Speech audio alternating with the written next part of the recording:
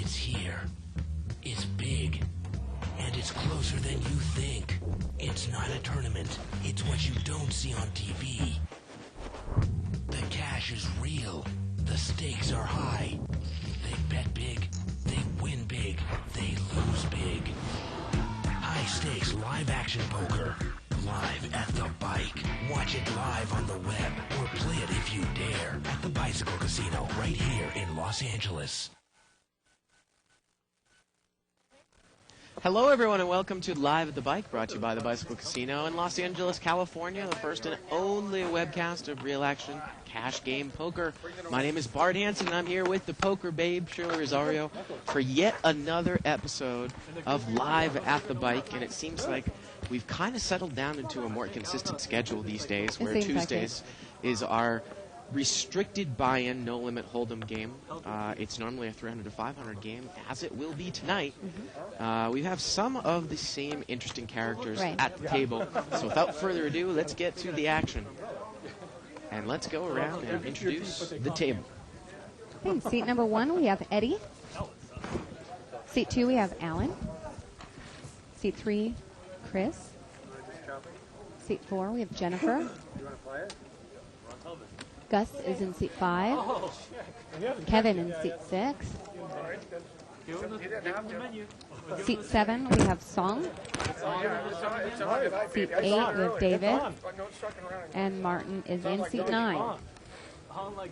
Now, seat 8, David Kelsey, he pulled me off of the floor. We had a discussion on the floor right before the show.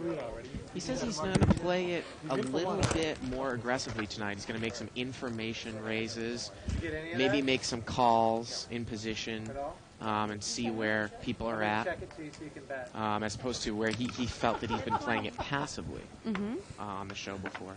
We get into the first hand here. Looks like Martin's got pocket tens. Made a small bet in the flop, David called. Made a small bet in the turn, David called. The river's a 6. And tens are good here. Gets checked down. So that's going to be the first hand of the night. To people who are not familiar with the show, this is a 3 to 5 game. The blinds for this game are $5 and $5. The yellow chips are $5 chips. The blue chips are $1 chips. If we see purple chips on the table, they're quarters. They're $25 chips. The little pink ones are 50 cents. Yeah, peach. And these ones, the game just started, so everyone's right around 500 right Between now. 3 and 5, yeah, they can buy anywhere between 3 and 500.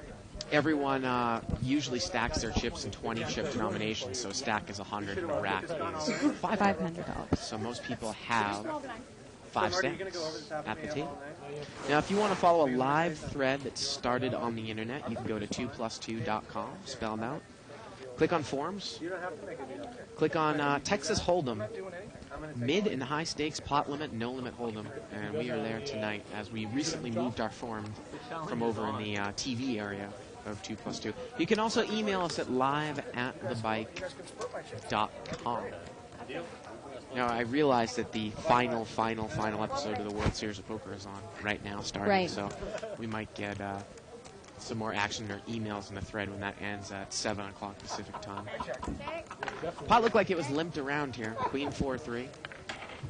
Remind me about that World Series poker. I want to talk to you about something.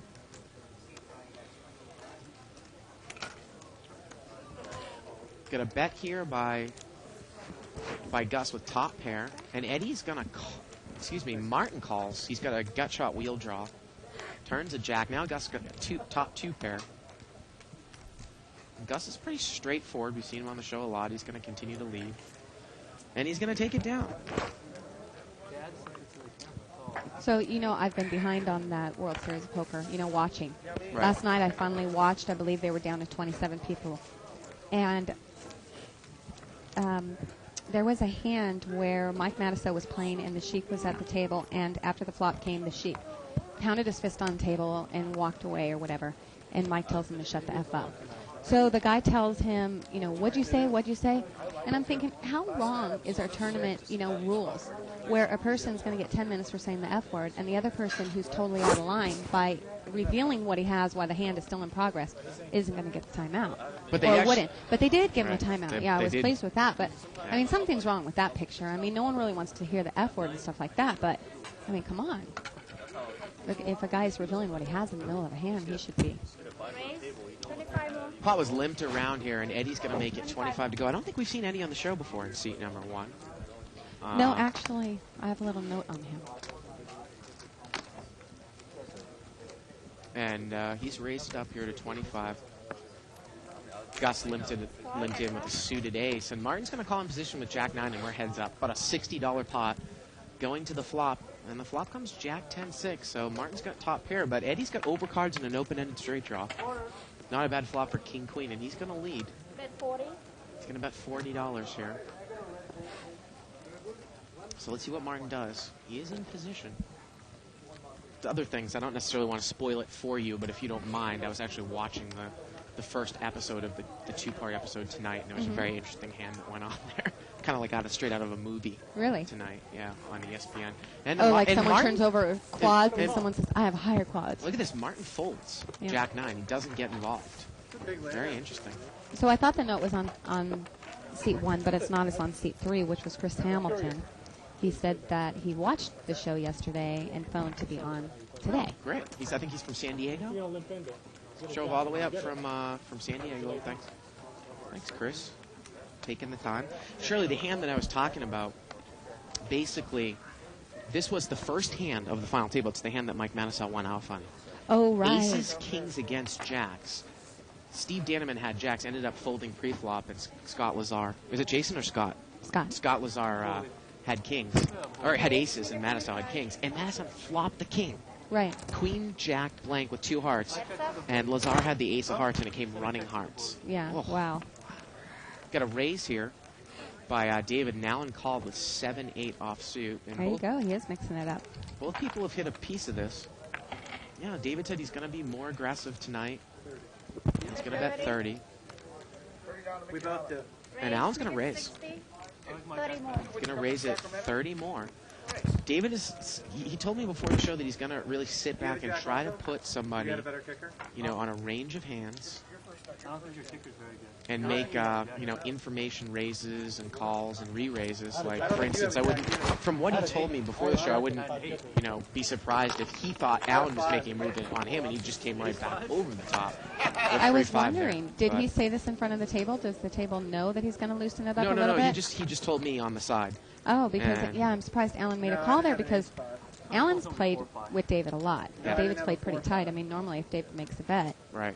you have a second pair, you go ahead and lay it down. David actually But you gave can me make David lay it down. David gave me the option. He came up to me. He was like, "Well, do you want to know what I'm going to try to do before the show or after the show?" And I told him, "Well, since it makes me look good, if you tell me before the show and it makes it look like I know what you're doing, then you might as well tell me Yeah. before the show." Because we know you like to look good.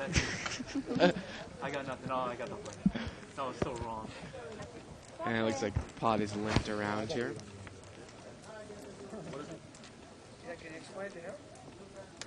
Four-way action.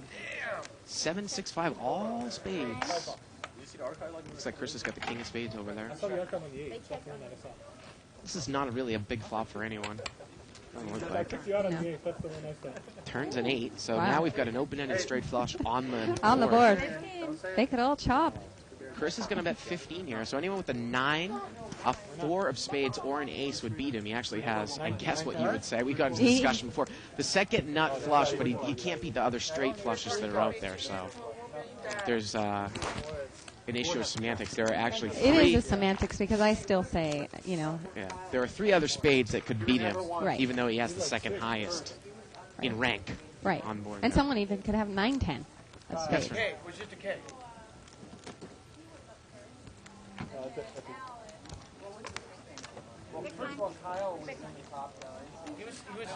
So I still count if someone has a 9, I still call it, a flush, even if it is a straight flush. Button's going to move over here to seat 3. And it looks like Alan's got King Jack over there in seat 2. Limp, limp, limp.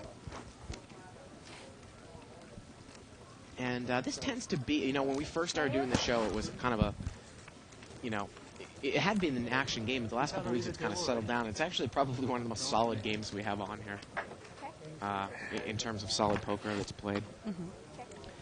King 9-5 with a couple of spades. Alan's going to bet here with King Jack. He's in position. He bets 20.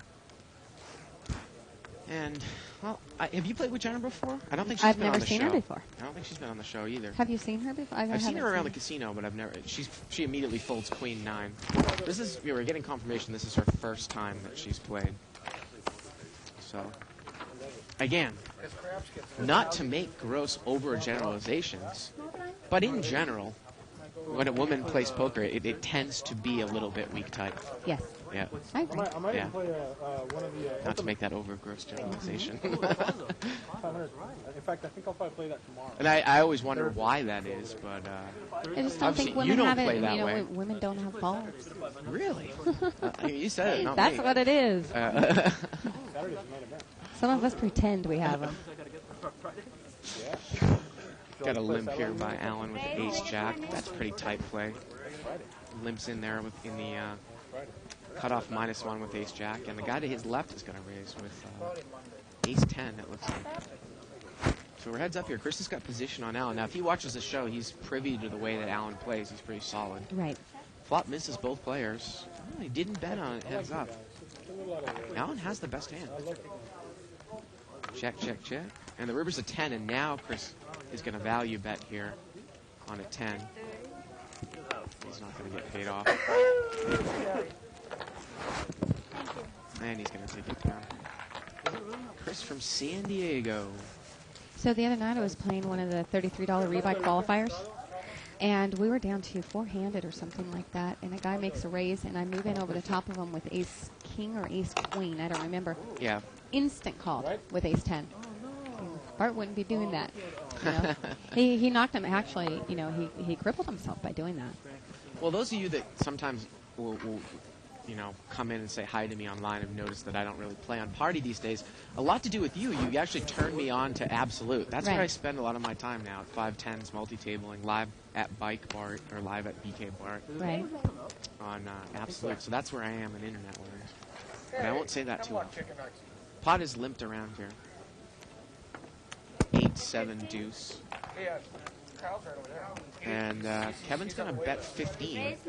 Jennifer's going to raise with top pair to 30. How big was it? It looked like Kevin, the action's over to him. 500 rebuys. How'd you get? Yeah, no shit. Unlimited And he's rebuy. going to fold. Every hand. Why are you calling him Kevin? Seven's no good. That means everybody. Song, excuse me. On average, 5. I think Kevin was in the other. Oh, was Kevin in in the- seat 6. No, but you're right. Song was the one that she was against. Right. Fucking queen. And Song's name is actually Sinjin. That's why I looked up there. That and is I was like, nickname? Song. Yeah, it's Sinjin. Sinjin there in seat number 7. So it was interesting. Last night we had a 6-12 game on here. We had a couple of 2+2ers come down. When was this? Last night, yeah. 6-12 limit hold'em. Anybody I would know? A regular poster on here? Surfin Illini. Oh, okay. You know, I want to know who that guy is. I got to watch the archives. That guy gives me a hard time. Really? Yeah. Pocket queens here for Jennifer. She's going to raise to 25. And, wow, look at this. Sinjin's going to call with queen 8 of diamonds. And Martin's in there with 9-10 of clubs. So we got about a $75 pot here going 3 ways. Well, ace 6 deuce. See if Jennifer follows through. Now look at that, Shirley. She didn't bet in position. The turn is a jack, 1 overcard. And let's Yeah, see if she you bets can't now. just give up She when an checked ace it hits. again. Wow. That's, And the river's a 6. Well, no one really has anything here. But, you're not automatically going to be scared of 1 overcard, right? You don't like that. I mean, maybe if you raise the I mean, early position with I don't queens. think it's profitable to be scared every time, you know, if you Right. have queens, every time an ace comes, you give up. Right. especially in position. You know, I understand You put a that- bet out there and see where he stands. I mean, I will still bet if an ace comes if I raise with queens in early position, but I Right. understand some people will check it from up front with two people to act with, ace, deuce, six. Yeah, I don't really like doing that. No, I don't either. Because if you check an early position, then you're just like allowing them to make a move from Right. the pot, even if they don't have the ace. I would rather bet it up front. If they have the ace, they they put in a raise. If they call me, that's when I might step back and Right. say, okay, I can slow down here. But definitely in It's fine. position, I don't think it's even a question. Right. I think I should put a bet in there. Yeah, right after that, he came home one thing. Now, looks like we got a couple limpers, and Gus is going to raise. He's got ace-king. 3 of the aces are dead here. There's 1 ace left. It looks like 1 or 2 of the kings are dead as well. Well, no, we find out. And Alan's got pocket 5s. Does he want to make this call? I was also having this discussion with David before the show as well. Alan is going to make the call. You need to figure out your implied odds. Now, I think you need to increase your implied odds if you're Alan. You're out of position. Also, if Gus is raising with 2 high cards, if you hit your set, he might not necessarily hit anything, just like here. Now, Alan's flopped the bottom full here, 6-6-5. And Alan's going to make Gus is going to make a continuation bet. But Alan's not going to get to, say, the 10 to 15 to 1 type implied odds that he wanted to get with that type of call pre-flop because Gus hasn't hit anything. Right. Now, Alan's going to call, and what do you really put him on?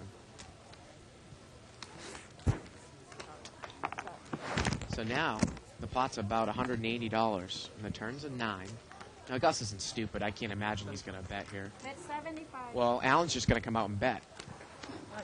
Sometimes that's kind of like that stop and go, hit and run play. On the turn, maybe you hope the guy has an overpair, and he's like, well, why are you betting like this? Maybe you're making like a little bit of a stop bet, although Alan bet pretty big there on the turn, and maybe he'll raise you with an overpair. But again, Gus didn't hit anything, right? Right. So, Well, Gus was done with that hand anyways, I'm sure. I'm sure if Alan had checked, Gus wasn't going to.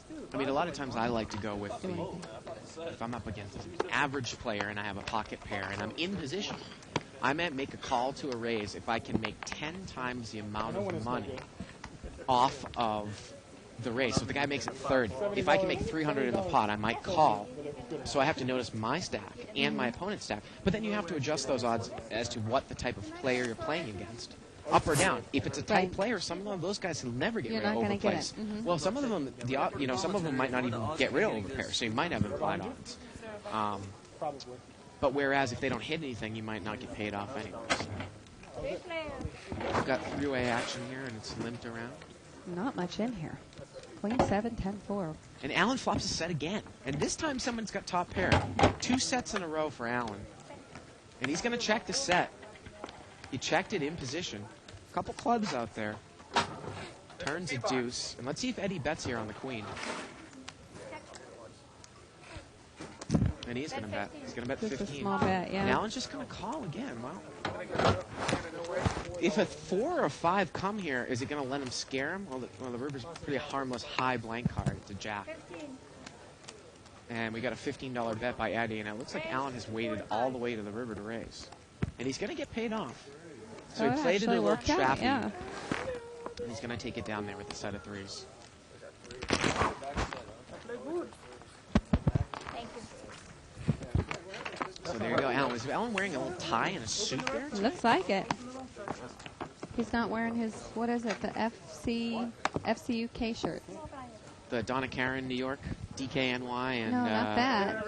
And what was the hat? Armani Exchange. No, it was the F word spelled like Oh, weird, oh, and then oh, it yeah, has that like a too. different word after it. Yeah, that too. FCUK. Yeah. Oh, it's called French Connection. French Connection UK. Ah, clever.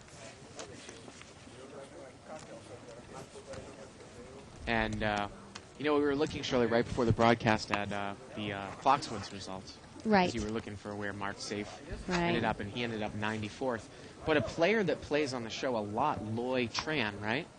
Loy Or is it Fan. Loy Fan? I think Loy it's Fan. He's second place right now. He's been on the show several times on Wednesday nights. Right. Loy. So, And they still have a long way to go. yeah.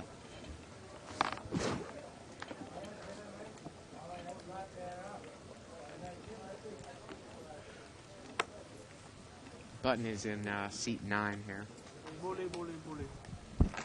Easy. So we eat for free there, right? And David Kelsey's going to limp in here with 8-10 of spades. 5 players. And we got 5-way action. Limped around.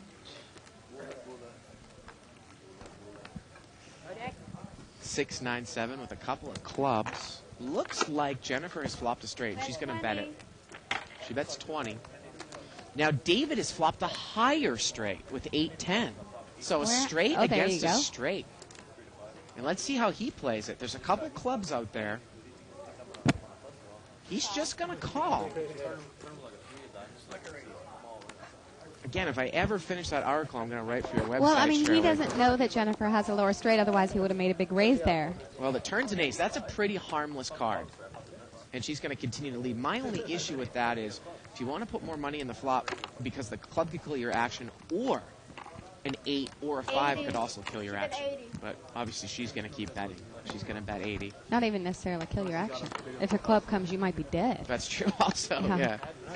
Not in this case. So she's not scared of the ace, and I got to think you'd put him on a minimum of 2 pair the way that she's kind of played it tight so far. I really couldn't be. So let's see what David's going to do. He's staring down at the nuts right now, right? Right? Smooth called the flop. Now she's bet 80. She almost has something like ace 9, 9, 7 at a minimum, I would think, if I was playing against her. The pot was limped around. Yeah, that's all you could get out of it. The bet. You re-raise and gone. But I think he definitely should put some money in on this street now, right? Right. And I think he's going to get all her chips. You think so? Yeah, I think so. He's going to raise the minimum. He's going to make it 160, so it's an $80 bet, and he makes it 160 to go. I think he said 160 more. Oh, 160 more. Yeah. So So 160 more. So the pot's about $400, and it's 160 to call. Yeah, and she moves all in, and he's got the nuts. And she's only going to get help if a 10 for a chop. Yep, 10 for a chop, and the river's an 8. And 8-10 there is good. The same club I was talking about. That's just one of those things, I guess. He's like, shut up, shut up. And he's gonna. Looks like he's gonna double through because she had him covered. She doesn't look too happy about it. So he takes down over $600-700 pot. Well, yeah, she had about, I think, 500 or 600 in front of her. So Well, she had him covered. So about a $600 pot. Nice I think hand it's there. actually, for yeah, David. more than that because he has 5 stacks there. That's really the lesson. That's really the lesson. So I was also disappointed to see Kathy Liebert got knocked out too. Foxwoods. This morning, this morning when I was looking, of course those are the two that I was rooting for. I always enjoy, when Kathy does well. Yeah, but you wouldn't have done that. They're playing for Maybe if I'm in the hand, they play real slow. 10 grand. Maybe. So the button here is going to move over to seat 1. And we're going to see a raise here by Sinjin to 40. He's got pocket 5s. One of the other things David said is he's going to pay more attention to the pattern of betting. Which, of course, is, I think, definitely the biggest tell. I mean, people talk about physical tells and all that. Yeah, the patterns, that's what I use is patterns, maybe because I'm an online person, that's all you have. Well, I agree with, Daniel Negreanu once said, too, that physical tells and, leading players on a, physical basis, I think is greatly overrated. I think you can definitely learn a lot more if you watch people's betting patterns in situational, Right. Different situations and how much they bet and what they've shown down. And, well, if you played it that way, that one time. And usually people are pretty consistent. I mean, people say, well, the best way to play poker is to mix up their play. It's true, but you don't see a lot of don't people do that, mixing right. up play. A lot easier said than done. Yeah. So there's a post here by Russ saying that I'm conveniently not here when the 2+2 is. This is on the thread for 2+2. When they're not here, Russ, for your information, I only work 2 days, so I'm never here. I think he knows that. Oh. I think he's just busting. Yeah, it's not even that I'm only in the booth 2 days. I'm only in this casino 2 days. Limped around here. 7-way action. Queen deuce 6 with a couple of diamonds, and it looks like Chris Hamilton over there, San Diego Chris, has got the nut flush draw. Doesn't look like anyone's got a queen. And it got checked around. And the turn is another 6, and now Sinjin has got trip 6s in seat 7. And we have 2 hard draws. And he checked it. He checked the trip 6s, and now David's going to bet the flush draw. Seat 9's going to call with the smaller flush draw. San Diego Chris is in there with the diamond draw, and I guess, boy, Sin was, I guess he was looking at check raise. Well, this is exactly what he wanted to get. See what he does. He is going to raise. He's going to make it 100 more. So the pot now is about 260, and it's 100 to call. With 1 card to come. All those draws. 3 people are on flush draws. 2 with the same flush draw, 1 with the diamond draw. I mean, if you're Sin Jin there and you have ace-6 and you're in mid-to-late position, how do you know that someone's going to bet the turn? I mean, he looks like I don't think he knew. I don't think he knew. Yeah, I think he checked and prayed. I guess that's what happened. Now I'm the big one. Now you're the big one. 7-3. Waiting for me in the rest. They're ripping you a new one right They're like, under the gun, 7-3. What are you doing? The button's going to move over here to seat 3. I had Jack. The Jack. They're killing me right now. And seat number 5 has got Big Slick in the big blind. Pocket 7's over there for seat number 6. He's going to limp.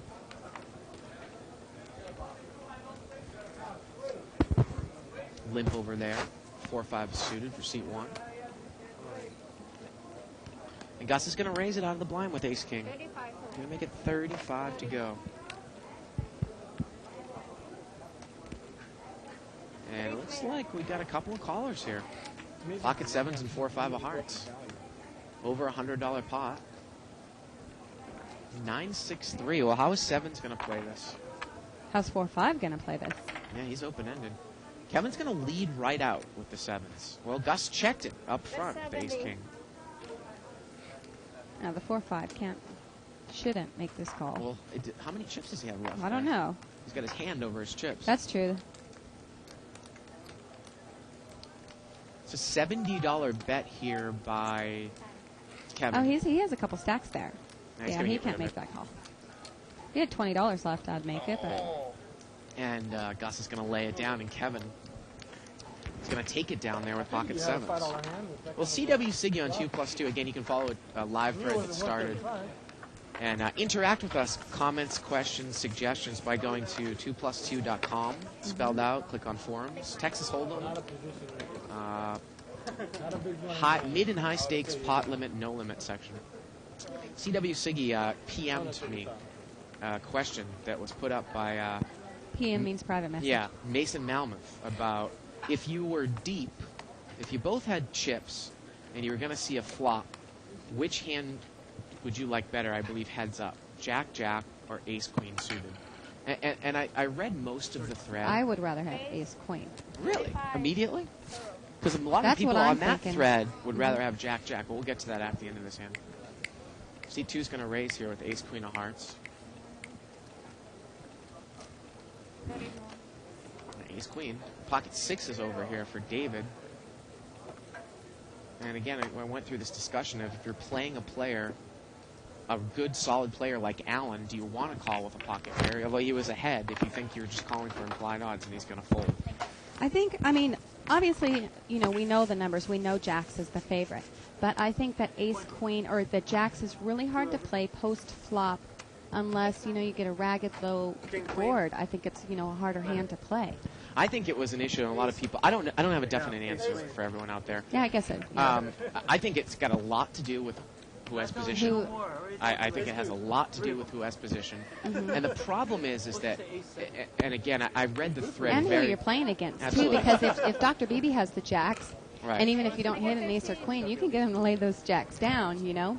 It's definitely So- player dependent and it's positional dependent. Right. And also, if they're just talking about seeing a flop, I understand that. But if you're talking about having those two hands, it's almost like I think you can push harder with Jack-Jack than you can with Ace-Queen, because Ace-Queen is a hand that is dominated easily. Right. Whereas Jack-Jack, you know, if you've made a raise and a re-raise, well, you might call hoping for a raise because there's so much money in the pot. Whereas Ace-Queen, you could be way behind anyways. Well, if you're just making that choice based on a flop only, but don't you think that that jacks are harder to play once a turn? You know, once you get a flop there and then a turn in a river, Can I buy you a shot? I think jacks are definitely hard to play. They are hard to Yeah. play. But I think Ace-Queen is one of those hands, again. that if someone raises, then you could be dominated. Someone could have ace-king, aces. I or put Ace-Queen kings in or the range queens. of hands that it's a lot. It's A lot of trouble. Well, it's a huge problem for players, especially who are new to the game, because Ace-Queen, King-Queen, Ace-Jack, if you hit your hand and someone else doesn't hit your hand, you win some money. But if you hit your hand and somebody else does hit their hand, you lose a lot of money. We're That's going to look true. at our chip count here. David has got 780 here. Alan's 750. So David taking the lead when he doubled through Jennifer. And she's down to 280. So there you go. Button over here is in seat 6. Make it 45. And we got a raise here by Alan. He's going to make it 45 to go. Yes, ace-king. So for that one purpose, I think the question is almost a little bit unfair because it's player dependent and it's positional dependent. That's true. 45, 40 more. Sometimes I feel that I would rather have jacks than ace queen. That's just my gut, just because of the reasons that I stated. Right. And Yeah, my first instinct was to say ace-queen, but, Yeah. you know, it could go both ways. Yeah. I mean, I basically, like, when I looked at the question, I kind of thought, would I rather have ace-king or would rather have pocket queens? Right. And me, personally, I would rather have ace-king because queens I just get killed on, you know, so I'd rather Really, take the overs. Well, it's funny because I wonder if you say that because you play a lot of tournaments too. Yes, that's true. Because for That's me, true. I got to be honest with you, in a cash game, I would rather have queens because but the Yes, thing about that's true, tournaments too. though is ace king, you have to play that hand like You have it's to your take the life. race. Yeah. But in a cash game, you can get rid of it. You Whereas can, right. queens in a cash, that's why I'd rather have queens in a cash game. But in a Right. tournament, I agree with I'm you. actually thinking yeah, tournament, so. yeah. Raise, make it 30. Now Augusta's got ace king, and he's going to raise it up to 30.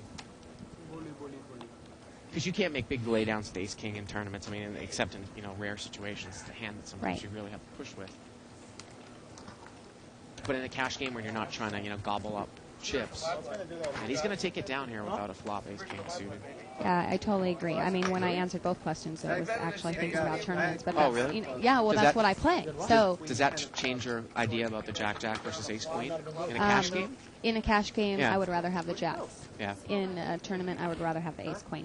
Just because, like in a tournament and you don't have many chips, and sometimes you can't make calls to get information because you can't, there's no more going into your pocket. There's no, once you're done, you're done. And sometimes you'll have to lay those jacks down, and I think you can make more moves with the ace-queen. And it's the same, in the tournaments. I mean, with the ace-king versus the queen. Right. Well, although, queens are my hands from hell. I don't win Yeah. with them. I have your motto with the cards. Last year when I was playing for the World Series seat, or maybe it was the year before, I think, I got close so many times, and probably 4 or 5 times I was eliminated with queens, with, like queens against 6s, queens against 5s. Looks like Jennifer flopped straight here. King-jack. Right. She's going to bet. She's going to bet 15. Now, Eddie has a pair and a straight draw with 10-jack. He's going to call. Heads up. We're heads up. So Eddie needs to catch a card for a chop here. Turns a 6. He checks. And she's played it pretty straightforward so far. She's going to bet 50. And again, people might not be familiar with Jennifer, but just, Put all his money in with ace queen against ace. I mean, the seven, nature of her flop betting against straightforward with the straight that she had, makes me think that she's got something big here Right. as well. She does. Aaron Cantor. He has. And also, you can email us at live@thebike.com as well. Questions, That comments. was awful. And that's Suggestions. Raymond had a shot. Yeah, he did. That was just He had a shot. He even called me. He didn't. If you get pushed, that would have One been a thing different to story. push with your draw, but another thing to. Oh, There she is. She looks like she's got a tattoo there on her Well, right that- arm. Do you have any tattoos? I don't. No? You No. lose your out. If you miss, you're out. yeah. That was just. Pocket aces here, it looks like. I got a quick glimpse of Wow, yeah, Chris you're pretty Hamilton's fast hand. on that.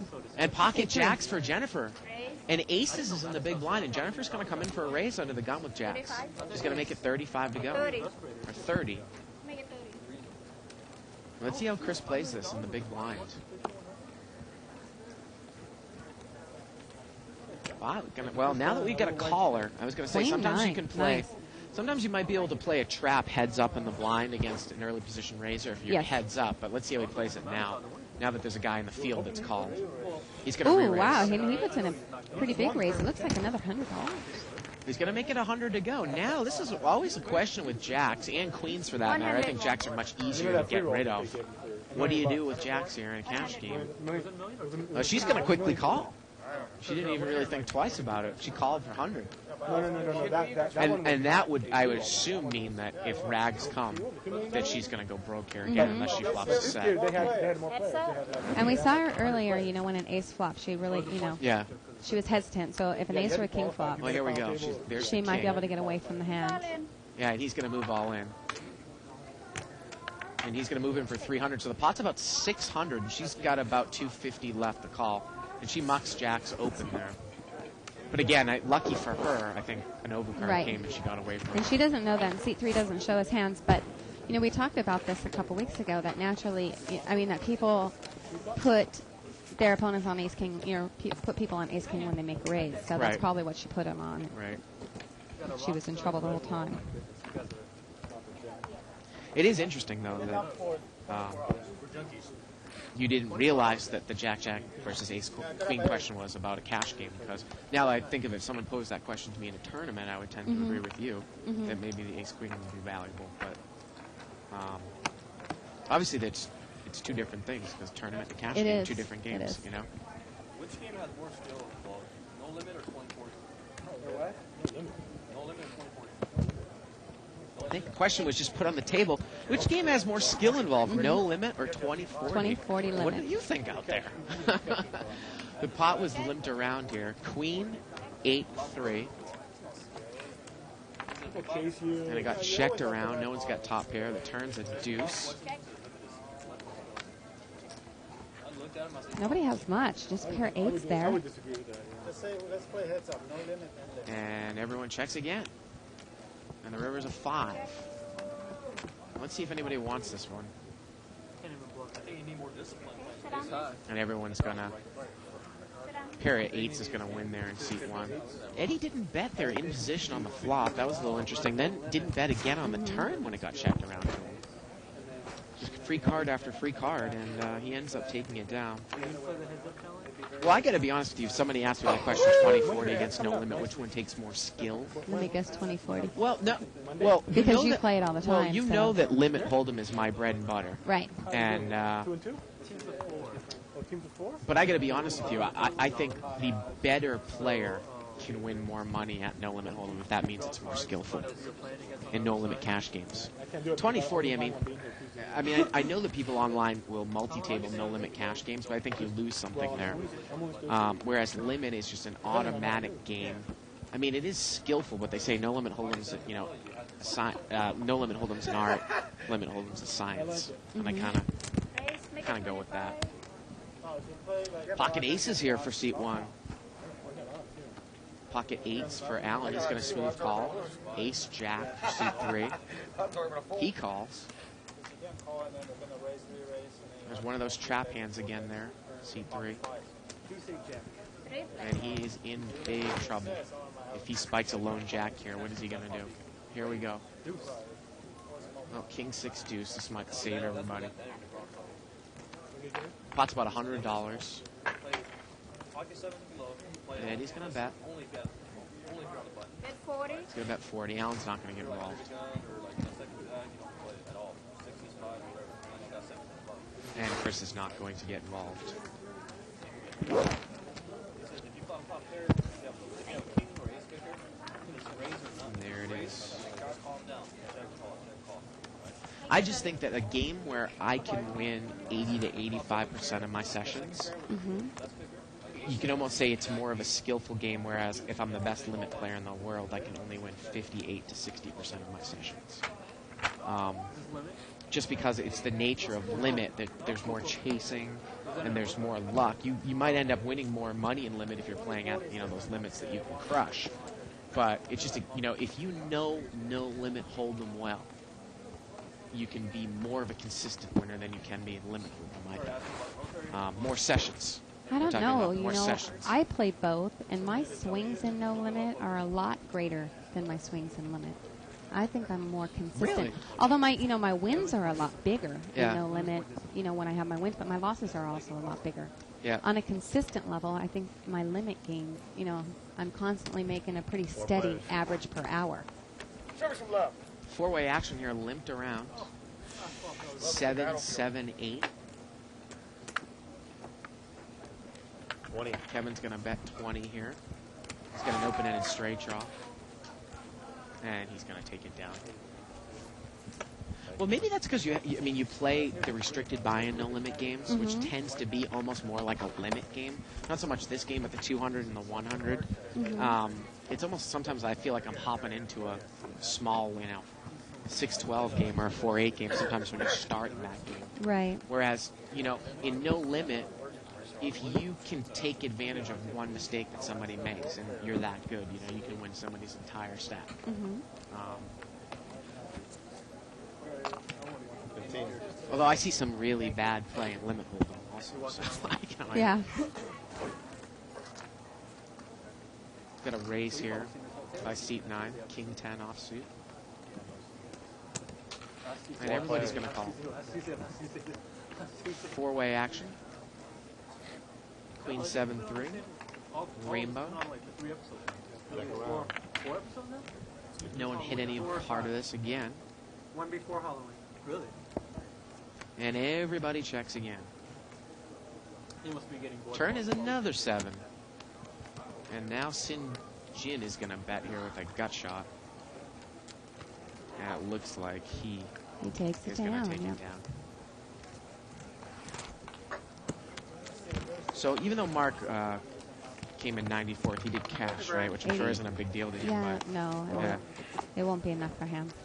He got $11,000. The buy-in was 10, so he made $1,000. Yeah. But he's similar to me in that, when you're in a competition, it's all about first. Right. Nothing else is good enough. Oh, absolutely. So I know he's going to be, really bummed out about it. And I won't even call him till tomorrow. See how how he's doing. Are you okay? I know when I get knocked out of a tournament, you're not much of a tournament player, but when I get knocked out of a tournament, you just don't usually want to talk to anybody. I usually call Steve or I'll call Mark, and if I question something I did, maybe. We got a raise here by seat 7. Ace King. It's going to make it 45 more to go. There are like 4 or 5 limpers in there. It doesn't look like anyone really wants to take this one for that size of raise, I'd imagine. But most of the time, I just want to go crawl in a hole. We like that playing soccer, too? As competitive? Probably, yeah. Yes. Well, Gus has got Queen Jack offsuit. He's in position here. And he's thinking about if he wants to call here. And it looks like he did call. Well, in this case, he is not dominated. He has live cards. And here we go to the flop. 5-10 deuce. Where you been at? And Sin Jin's going to lead. 100. Going to bet 100. And is Gus going to play this one tricky? Does he think that Sin Jin You said might... earlier he's a pretty straightforward player. He is straightforward. But does he think that Sin Jin might be raising here with Ace King? Which he is. Yeah, he's not going to get involved. And seat 7 takes it down. For any of our viewers that are in the UK, you can check out our TV show on the Poker Channel. Sky Satellite 265. Check it out. The LA poker scene, it's called. And it seems like we have a little fan base over there as well. Another ace king here, this time in seat 2. And he's going to raise it up. He's going to make it 35 to go. That's respect. That was a rush off. Crap, not this guy. Nice card, man. And Allen is going to take it down there with the ace king. Again, it seems like we've seen more and more solid play from this level compared to some of our other levels. Some of you first-time I think watchers. it's for this show though, because the 3 to 5 out on the floor doesn't play as solid as this. Really? Don't you think? I think Well, it's wild. unfortunately, I don't get a chance to play it all that much. But you're right. Sometimes some action junkies are tend to really congregate into that game, 3 to 5. It's almost like, well, I'm going to buy in for 500. I'm going to push all in blind. I'm going to buy in for 5. I mean, you can't really do that in the unrestricted games. I mean, you can, but you know, how many times are you going to do that in a 1,000 game? Plus, I think sometimes some real aggressive players think that they can come and run this table over.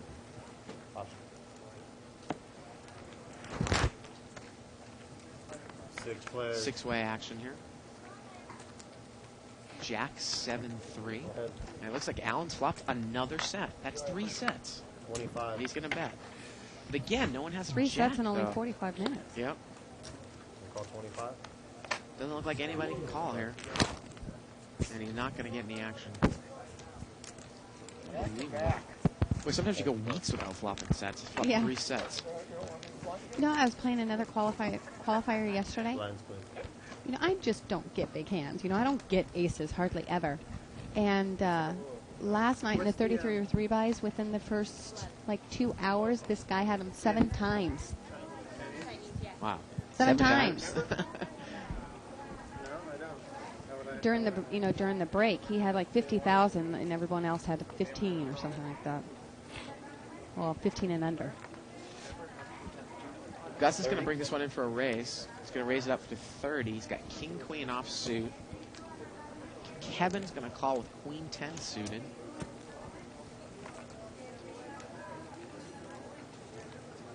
Pocket 3's over here for seat 4, Jennifer. She's going to make the call. 3 players. We got 3-way action, about a $90 pot. Ace 9-6 with a couple of clubs.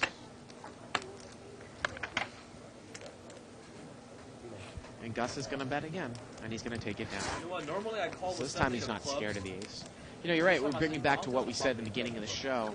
Some people will raise with ace-king out of the blinds or in early position, then, raise it, say, with pocket jacks or pocket queens, and then check it, when an overcard comes. But I usually like to bet that because you don't necessarily know if those people have that. And those are the ultimate scare cards, right?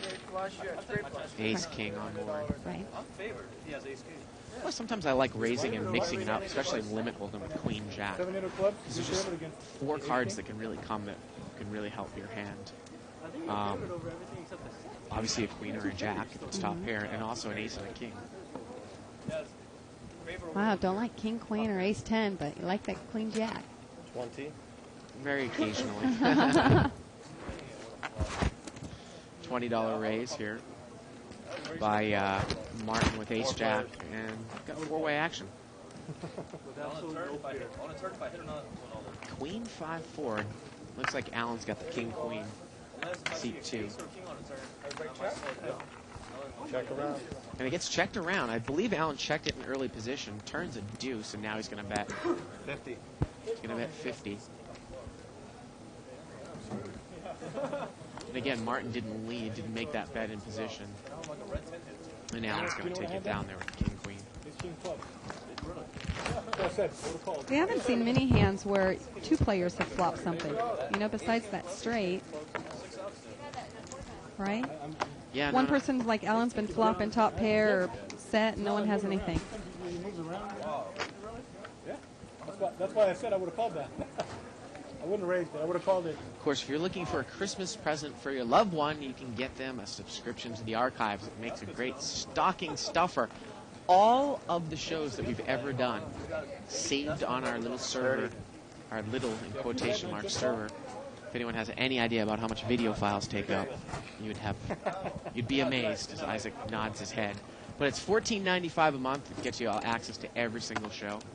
Check it out. Just click on the on-demand banner or the archive banner in the upper left-hand corner of your screen.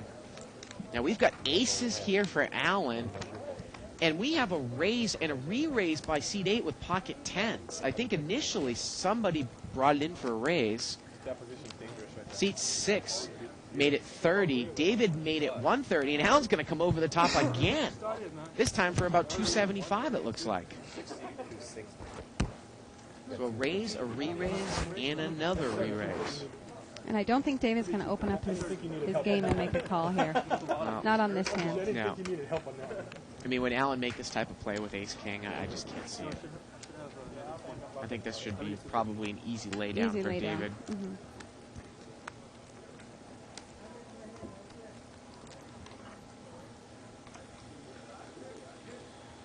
Let's see what he's going to do here. Doesn't look like we're Wow, right. he's going to call. I don't know what he puts Alan on. But the thing is, he doesn't really have enough money to say, okay, well, if I hit a set of 10s, I can make all this guy's, I can make all of his money. He must think that Alan, there's a possibility he might be doing this with 2 high cards. Well, and here's Rag, so he's going to get away from it, surely. This is going to be interesting. Pot's about $500 right now. And Alan's going to bet 200. And how much does David have left in front of him? He's got about 450. And again, I mean, I would have laid this down pre-flop against Alan. Now, is he going to reevaluate here? I mean, if he thought that Alan had a chance that he was going to do it ace-king, he said, I'm not going to go broke on this hand. I'm going to fold. And I think Alan showed the aces, and he takes it down. Well, again, you know, I understand people's thinking, you know, change after, you know, you read somebody on after the flop. Mm-hmm. But if he didn't think he had the best hand there with 10s, should he have called the re-raise there for another $150 if, you know, he thought that Alan had an overpair? Because he only had about Over 500 100, left, right. left in his stack.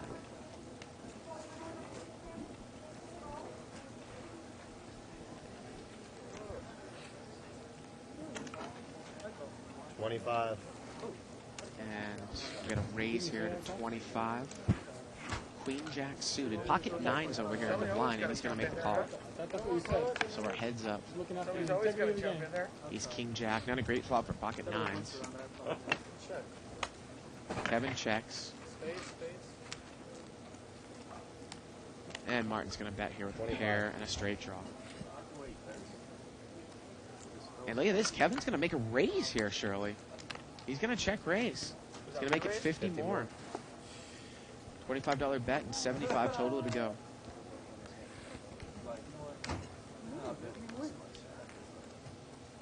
Wow. Martin's going to call. Well, he is in position, so I guess he's going to see if Kevin's going to keep firing at it here on the turn. Pot's about $200. The turn's a 5.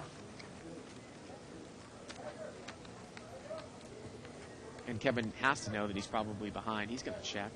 What are you doing? Whoa, and look at this. Martin throws over his cards. We're only on the turn. Whoops. I thought it was already on. We're on the turn. Is So, he, no river's been dealt yet. and now Kevin can make a play Kevin here. knows he can move in. And look at this. He moves all in. He moves all in here on the river. He moves all in here on the river, and a spade comes. And I'd probably save myself some. and he shows the bluff. Martin folds, and Kevin shows the bluff. Wow. So if you kind of think about it, he wouldn't have moved all in if he had like queen 10, you know? Right. If he had trip aces, if he had a king, he would have bet a smaller amount. Like, what can I get him to bet? By him moving in, it kind of makes it look weak. If, Well- you know, if seat 9 had actually taken time to think about it, but he probably was all flustered. Yeah, but you It know, now, happened. these days, though, now people will make that move thinking you're thinking that and have That's the goats true. anyways. Right. You know, I know I would tend to make that move. If I knew I had the guy beat, I would just move all in. About 10. The emails are coming right now. You showed up. Seat 8's going to raise here to 25. Queen Jack of Diamond. Seat 9 calls. You don't see that every day. The hand one. 3 players. Three-way action, $75 That's funny. pot. Pretty good flop here for seat 9, King 5 of spades. Open-ended straight draw with a flush draw, and he bets 30. David's got a queen jack of diamonds. Yeah, that was funny. Nice play. Nice play. And again, this is the new David Kelsey here, but he's not going to get involved this time. I gave that table. I find you some bucks. You were finished. No. I found some. And Martin folds. Or Martin takes it down. Shows the big draw. I was way ahead. I would have fought. I have, though. And Martin's the kind that went crazy on Halloween, isn't he? That happens. That's when I should have just gone. The one that was dressed up? Yeah. Yes. Yep. Well, you know, but there was 2 cards on the board. Looks like Barry Woods is on the thread, as well as the gentleman that played last night, surfing a line. I think his name was Ryan? Jeff Klein. Yep. There wasn't that much in there. Look at his thing. Look at his king beats you, ace beats you, straight beats you, flush beats you. A lot of these guys live in the LA area. Sure. We don't have all our viewers aren't from Denmark and Iceland. Right. Yeah, like He didn't want a hand right now. oh, did he? Yeah, he had like 120 by 5 Button's going to move over here to seat 5. all day long. Not like It would be really cool if we had a viewer from Greenland, because you know that place has got about 20,000 people a day. I mean, he still had out. He limped around, and here we go to the flop. You know, on the river. After you push it. Jack 10-6 with a couple of diamonds. You just gotta have a good read. Golly. 20. $20 bet here by Gus with pocket threes. I think And he's going to take it down. Thanks, Blake. So Gus running over the table there with pocket threes. Going to take it down. I see that. That's going to be in the archive. Actually, you know, I'm so upset. I've had this discussion with many of my friends. And Isaac, he told me he was going to go. I wanted to go to the Depeche Mode concert in San Diego on Saturday because they're playing at Staples Center out here on Monday and Tuesday. But obviously, I can't do it because of the show. I can't get anybody to go with me. You know what I can't wait? No one will drive down there. Oh, the tickets are too expensive. Yada, yada, yada. Bunch I of should have poser called you. That would fans. have made it funny. Can I get a Eddie's going to raise here with Jack 10 of spades.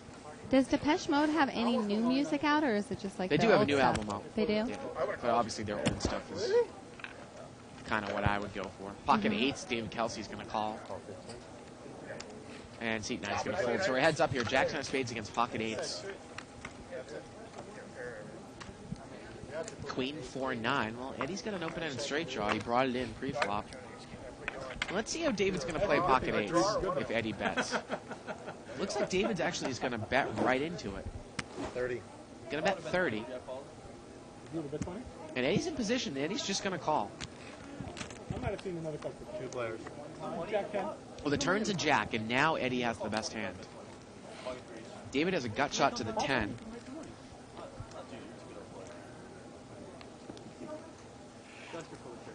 And the pot's about $110 now. Good answer, though. Good answer. And Eddie's going to bet again. Okay, so 65. 65.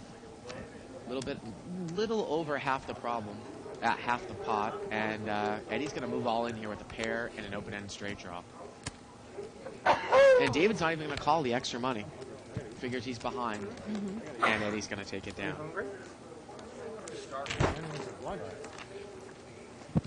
The food's on the house while you're playing. Food's on the house while you're playing. So are you TiVoing the World Series tonight? Yes. But I tell you, I'm actually really enjoying this. I'm kind of, watching the ones that are old to you guys. Yeah. Here's the chip count.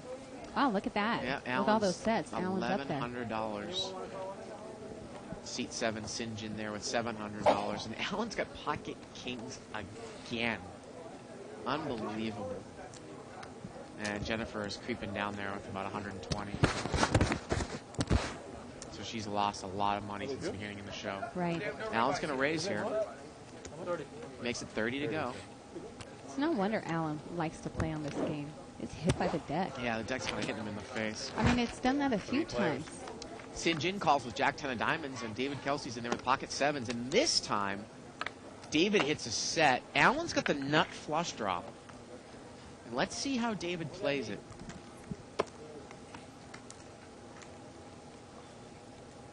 Well, like I say, sometimes when you throw a bet out there with an ace-high 3 flush, it's really difficult to call unless someone has an ace or a high club.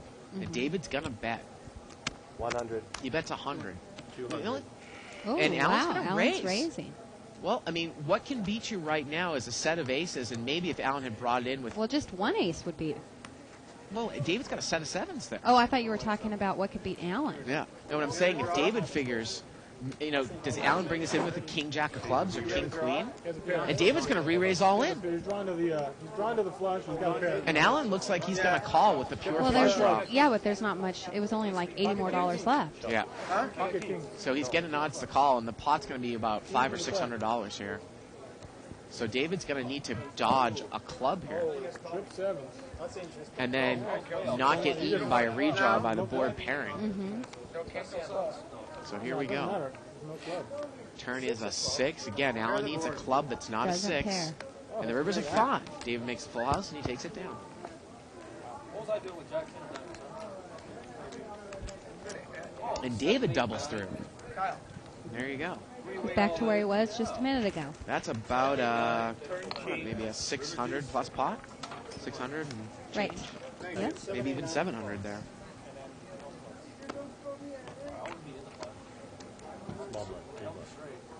Button's going to move over here to seat 8. 7, 8, 9, 10.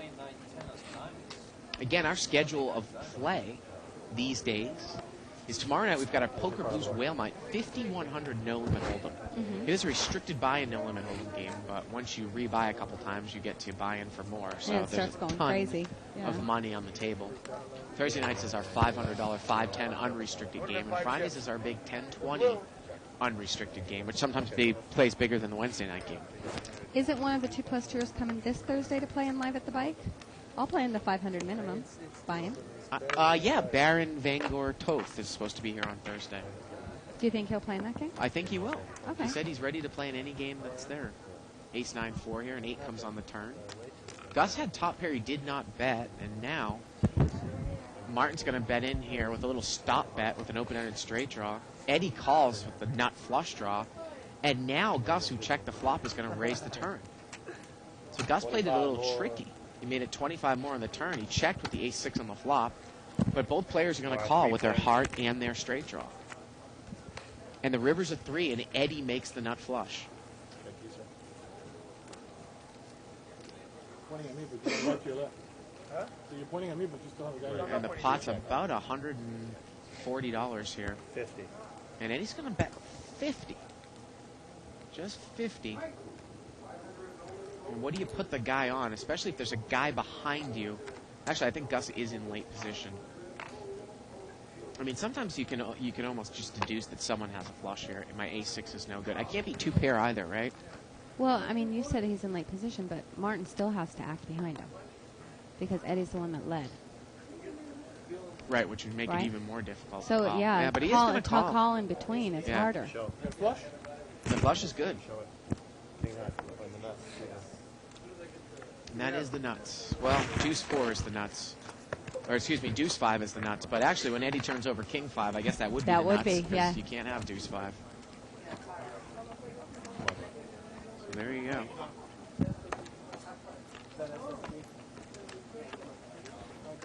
I wonder if, Gus can play that hand back in his head. If he would lay that down on the river ever. I mean, he only had ace-6.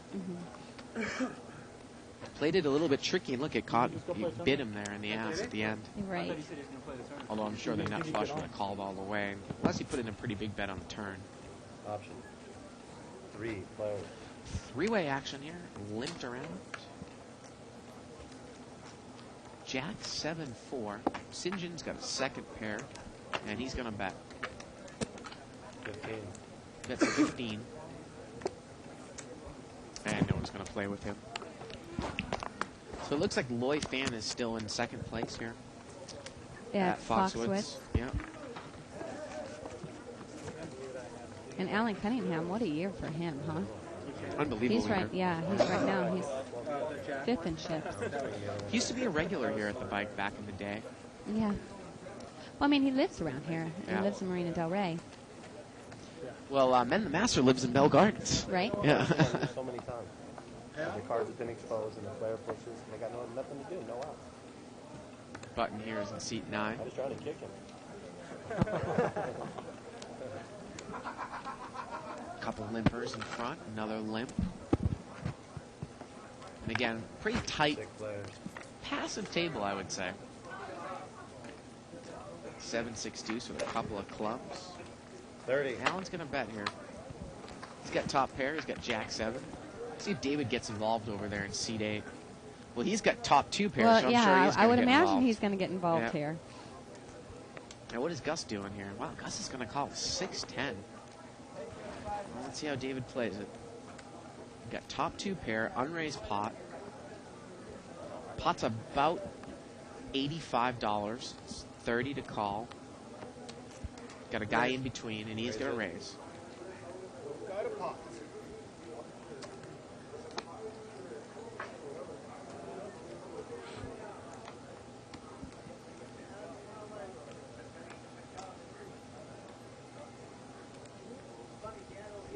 Let's see how much he's going to raise to. Looks like He makes 100 it more. one more. Yeah, one so more. 130 total, 100 more. 100 And more. again, I would be very surprised for Allen to call here with the guy in between with Jack 7. He's going to fold. And I'm sure Gus Gus is won't call. not pleased with the fact that he called Allen's bet either. Mm-hmm. And Dave takes it down there with 2 pair. Bun's going to move over to seat 8. Seat 2, excuse me.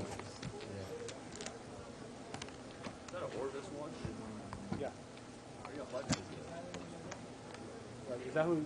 And we've got a huge board for this game. It seems like, Do we? yeah, everyone kept coming up to me and was like, how can I get on a live at the bike? How can I get live at the bike? Well, you got to get here early. Early. And it's starting to be earlier and earlier. Before, That's true. you could get away with getting here at 4. Right. Go ahead. Lots limped around here. You know what? It didn't normally I'm the kind of person that would have called. 8-6-5 with a couple of clubs. I didn't think about it. Again, didn't really hit anybody here. Well, Gus has got King 5. He's going to bet 20. And he's going to take it down. You know what? If I didn't expose him, I would have won the hand. Because I wasn't going to go out of the hand. That was an interesting shot. Want to buy the button? You missed it. Okay.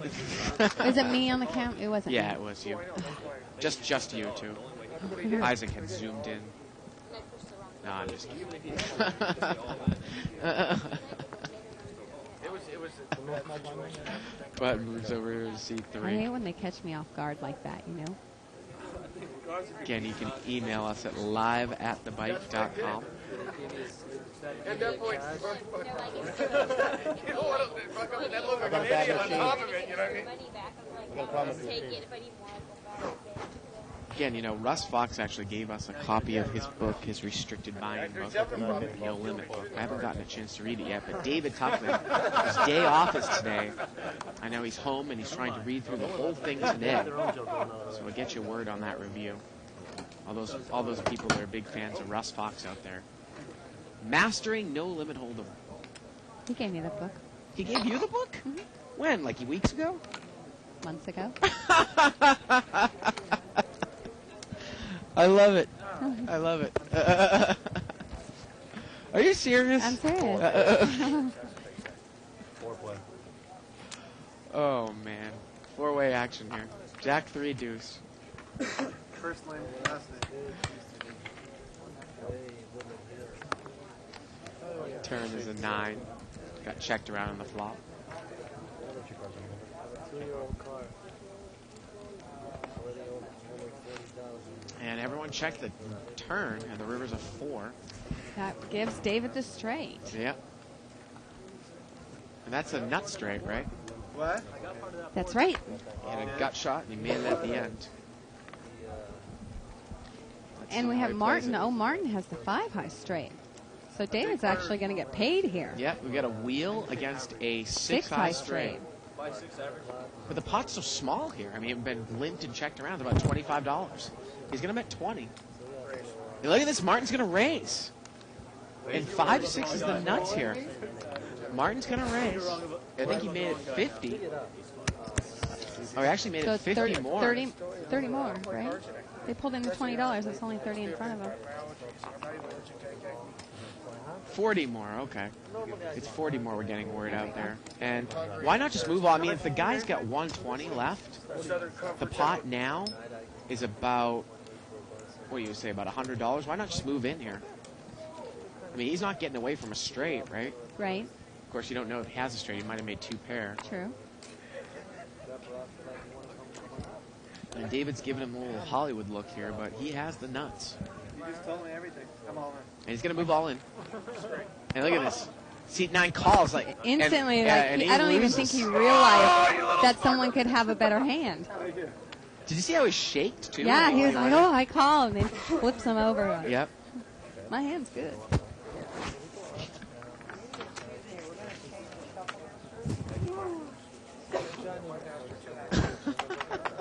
Wow.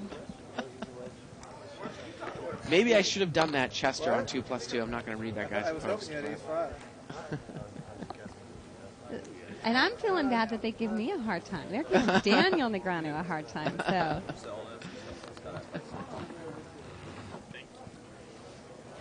Look at this. We got a post here by Nevermind. What is that? Bollocks? Is that an L or an I? Yeah. Oh, yeah, I guess it is an L. We're going to get a new shuffle master here. Nevermind Bollocks says that Live the Bike is the best poker broadcast available. Annie loves Shirley. Anyways, And Live Mike the Bike is the Nasso. best I sure enjoy watching Mike. He's great television. Yes. I like Phil Hellmuth, though, too. I got to say, a lot of people really hate him, but I like him. I really, really like him. I just think that he's calculated. I mean, he steams, but I think it's just funny. It's kind of like a John McEnroe-esque. You know what I mean? Yeah, I don't know if you would think it was so funny if you were taken into the heat. You know, I said that Mike Manasso's great television. I have played with him in one of the World Series events, not last year, the year before, the $5,000 Omaha. Yeah. He drove me up the wall. Why? What was he just saying? He didn't shut up. Well, that's why that's why he has that nickname. For the first hour and a half, he's making side bets and last longer bets and this and, action on football and whatever else. And I'm like, oh, my God, please just shut up. Just shut up. But was he making any comments towards you? No. No. He was just, he literally, wouldn't shut up and was talking to practically the whole casino. He's like 4 tables away, he's making a side bet with someone else. 2 tables on the other direction, he's making a side bet over there. Look at this. Gus is raised out of the blind 30 more with ace-queen, and Kevin in the other blind's got kings, and he's going to re-raise. A raise there to 30, and then Kevin has made it, I believe, 60. Alan's going to fold. And Gus is going to call. 60. And here we go to the flop. Uh-oh, and Gus can get in some real Yes, trouble yeah. here, Shirley. Queen 4-6. Gus checks. And Kevin's going to bet. And Gus check raises all in. The bet's about the size of the pot on the flop. Kevin bet the flop about the size of the pot, 120, and Gus is check raised all in. So it's 240 there, and then you bring in Gus's 120. That's 360 plus whatever the raise is here. Right. And he's going to make the call with the overpair. And once again, we're going to see ace-queen go down to dust. Well, you don't know. I mean, he has aces and queens and a backdoor spade draw, so Yeah. he does have some outs. The flop is queen 4-6 with 2 spades. You hope it's 16? Go ahead, then. Here we go. And Gus could go broke here. He's going to need some help. Running spades or an ace. Or a queen. Turn is an 8. Only an ace or a queen. And the river's a 3. Yeah, Kevin's going to take it down. The overpair. And that pot is going to be, boy, I want to say close to $800-900 there. Maybe even $1,000. We assume that Gus is going to rebuy. Thank you, sir. Small blind. Big blind. Boy, do I hate ace queen. How much you behind? Ace jack and king queen in this game. How much you behind? Marty? My God. 200 behind 9. Chips. Chips. And again, and the problem, what I say I is don't that have as much problem with ace queen. You know, I have a lot of problem with Small king ones. queen. But again, I'm referring to tournaments. You know, Right. I get in a Again, the issue lot of there is that, trouble like you with said, when you hit your hand, you lose a. You know, if you make your hand and the other guy misses, you win a. You know, Small you win a pot. small pot. But if you both hit, you lose a big pot. right. And in that case, there, if he had check raised, and the guy only had ace king, then he would have folded. Right. But in this case, he's beat. Right. And it goes back to on 2+2. One of the person's deep down truth was talking about that. And no limit, you're looking to, you know, double up. And in ace queen, you know, you just don't have the potential Yep. Look at this, as Alan. you do with some other hands. Alan bets the pot here at the end. He looked like he played the board, and he took it down. Yeah, he did play the board. Yep. Yeah, no, I would have. Let's call that.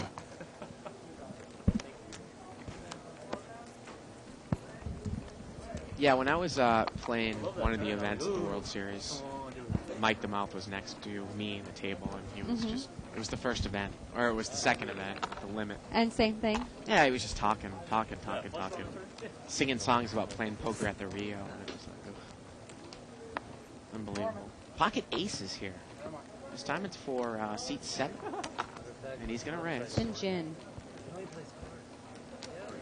25 more. 25 to call. She tried to get me to stop. I'm gonna tell her. Good luck.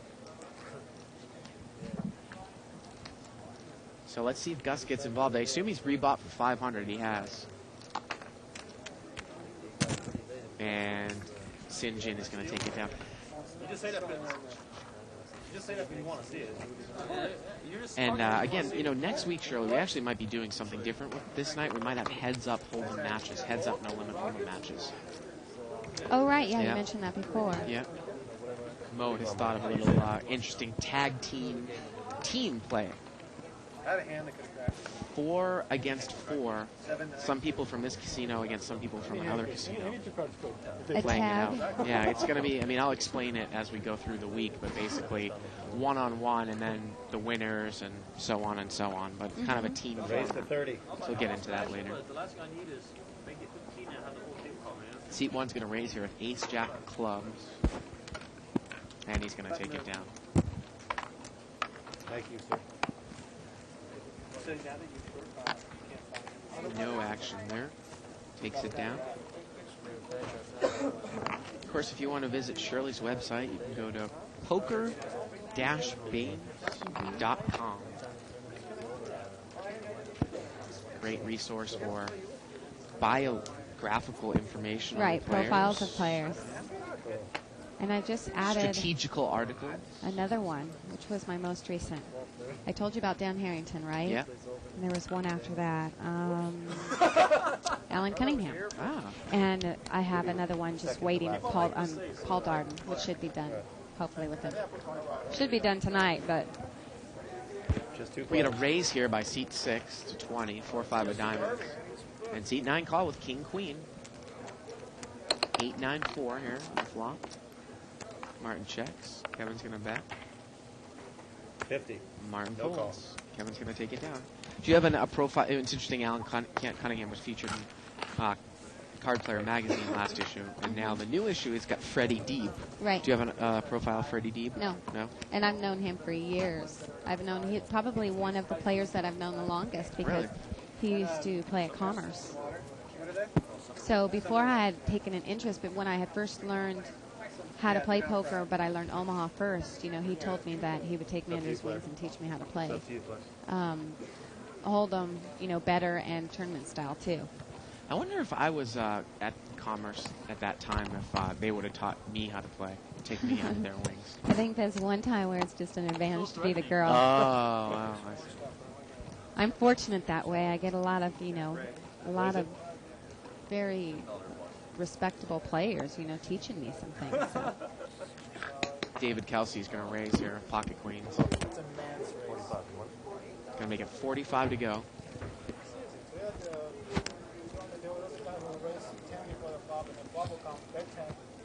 And I don't know if anyone's going to call here. Gus Muck's suited ace. And St. John's out of there, and David's going to take it down here without a flop.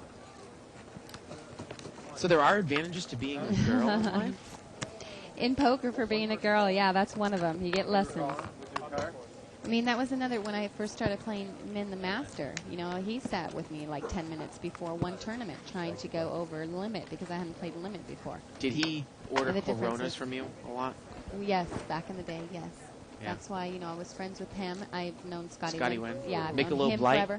25. It was just Michelob. Oh, just back then. Michelob. Just Michelob. They didn't have Michelob Light, I Right. think, when I knew him. 'Cause I don't knew even know him if you before can he was get champion. I don't even know if you can get just Michelob I knew now. him back like 92 or something like that. It's kind of like trying to find just Miller. I don't think it exists. That they've Right. made the transformation Now to it's- MGD. Right. Yeah. It's I interesting. don't know. Do they have Miller High Life anymore? Well, Miller It's High not- Life, yeah, but I that still is don't think. regular Miller. No, that's like, isn't that like the lower class? It's like the third press brew, I think. Well, you probably know your beers a little better. I mean, I was a cocktail waitress, but you were a bartender and you're a beer connoisseur. So you got me on that one. King Queen 5 here on the flop. Gus brought this one with Coors Light ace girl. 10. What do I know? Gus bets, and he's going to take it down here. Again, there's another beer, Coors Banquet Beer. You can get that at some I've spots. never heard of that. Well, that's before. the regular Coors, but a lot of these beers are just light beers these days. See you guys. Good luck. Yeah, Miller High Life is a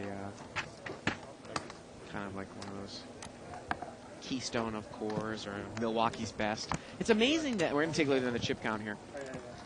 Kevin's got a 950 up there. And David- Alan's took a swing there. Yeah, back down to 780. And Jennifer, did she do a rebuy? She's back Yes, up she to did do a 380. rebuy. I think she bought another 300 to the table. Shelley, when we were at Syracuse, the beer that we used to drink the most, and we called it the Beast, was Milwaukee's Best. I'm amazed that they're spending advertising dollars on that at the World Series of Poker. I mean, that is the cheapest beer. That is the college beer. The Beast, Unleash the Beast, Milwaukee's Best. Beer pong, So you can Beirut, go get it, what, Borders. 12 pack for like $4 or something? Yeah, something like that. You know, you get Really? like a 12 pack for like $3 or $4. Yeah, but now it might go up in price because of the advertising. I don't know. Looks like someone's flopped a That's full paid for house Chris here. Ferguson. Looks like seat 2. Allen's flopped a full house and he's checked it from up front. Or actually, he's See on if the any of button. the players can catch up. 8, 10, 8, and he doesn't bet again. And the river's a 9 now. And Now now it's- David's got the nut straight. And he's going to bet $5. And Allen slow played the full house, and Allen's going to raise. 50. He's going to make it 50. Why'd you bet 5? Well, David can't beat the flush either, so Why'd you bet so much? $5 bet here by Allen. Or excuse me, a $5 bet by David. Allen raised it to 50. And Sin's thinking about it. Sin Jim's thinking about Yeah, it. he's got a queen he high has the straight. queen. So 2 straights and David with the nut straight, but Allen had the full house. Did you have the 8? Queen. Oh, there we go. He, Do you have an 8? Talking about yeah, it says what he had. He said he had the queen. He just folded the queen. So let's see if David's going to get involved here. The pot is so small. Allen kind of over raised the river here. David asked him, "Why'd you bet so much?" Look at this. Allen said, "You don't have king queen again, do you?" And he mucks it face up. I think Allen showed him the hand. And Allen takes it down.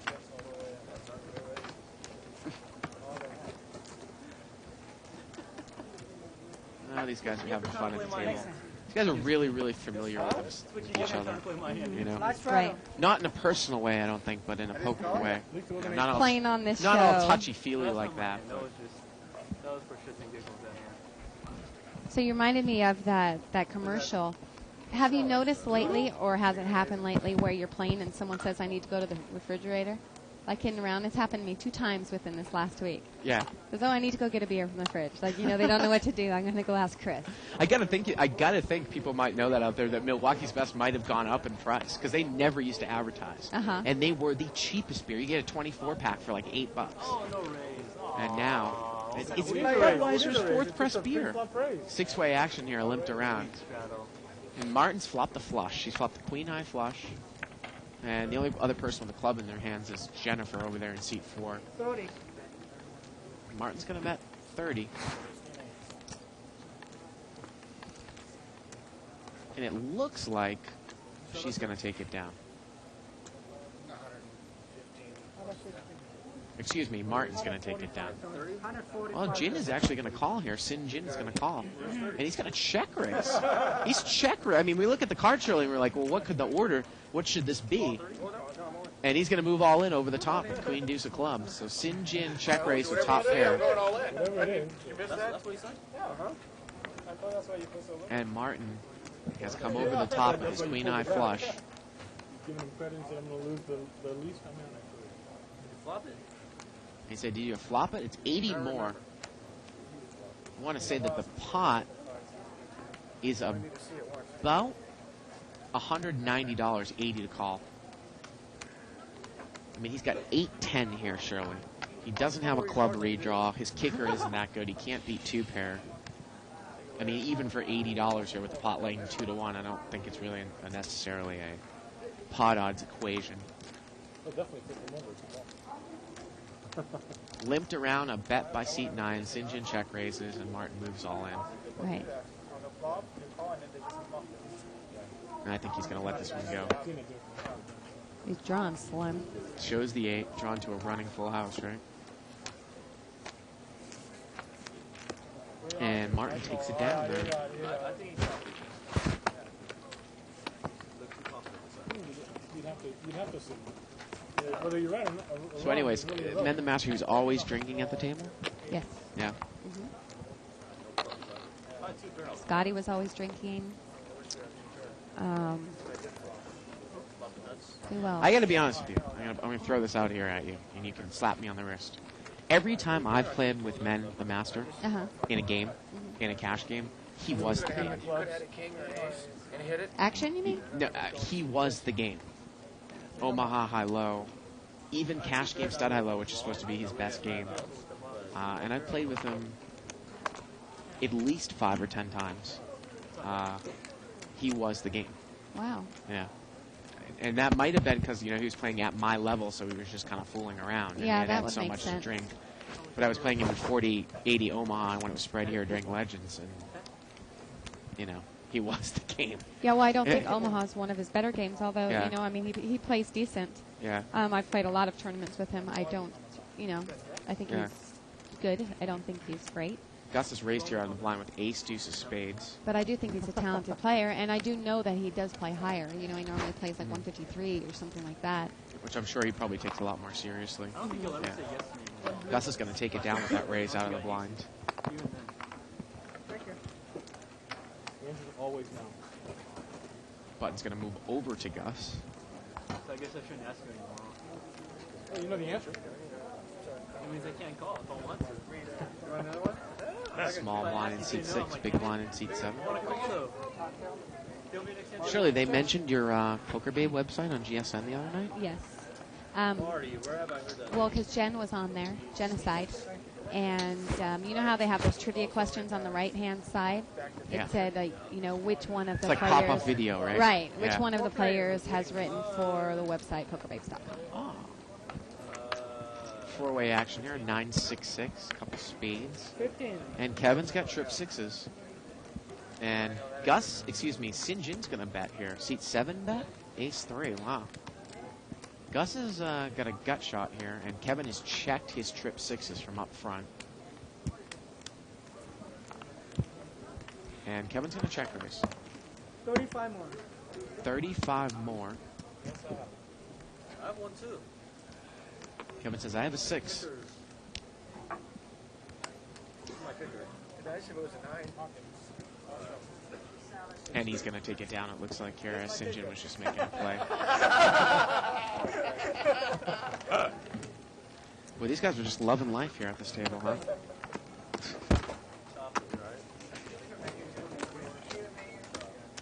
Look at this. We got an email here from Jeff Klein. Surfing Illini, he says. Just finished watching last night's archives. Thanks for not ripping me a new one, Bart. I'll hopefully be in for next week's No Limit game. Looking forward to it. Jeff. Thanks a lot, Jeff. And you can email us at live@thebike.com. Questions, comments, suggestions. Looks like Gus has got pocket jacks here. Now, Martin's going to limp in here with 6-7 suited. Do you limp in with suited connectors and No Limit in early position? It depends. Yeah. I mean, normally if I'm coming in, I'm the first one in the pot. I come in for a raise. Someone limps in front of me, I'll limp. Gus is going to make a raise. He's going to make a raise to 30. I don't want you to feel. My whole problem there with limping in with the suited connector in early position is that those types of hands can't normally take a big raise, especially when I'm out of position. So it's almost like, if I limp in and I'm going to fold to a raise, should I be limping in here anyways? Right. Because how passive does the table have to be for it just to get limped around every time? I mean, if it does. Well, I put in a small raise to build, like a pot builder raise.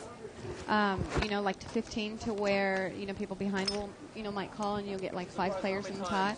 And then it's worth, if you get a sealed flop, the pot's actually worth going for if you hit some kind of connect, big draw. Or even big hand, 2 pair trips or something. Well, they have a right to be pissed. So you always tell me you're a Coors Light girl. You ever drink any hard liquor? Shots of tequila? I don't drink tequila. I'm saying if you do it out of As turn. far as beer, I really only like Coors Light. I mean, I'll drink Amstel Light once in a while, Miller Light once in a while, but I will drink alcohol. I gotta get you a like case vodka. of. I gotta get you a case of Pilsner Urquell, the world's first Pilsner. Is it really like thick and stuff so like that? Good. No, it's Pilsner. It's nice and light.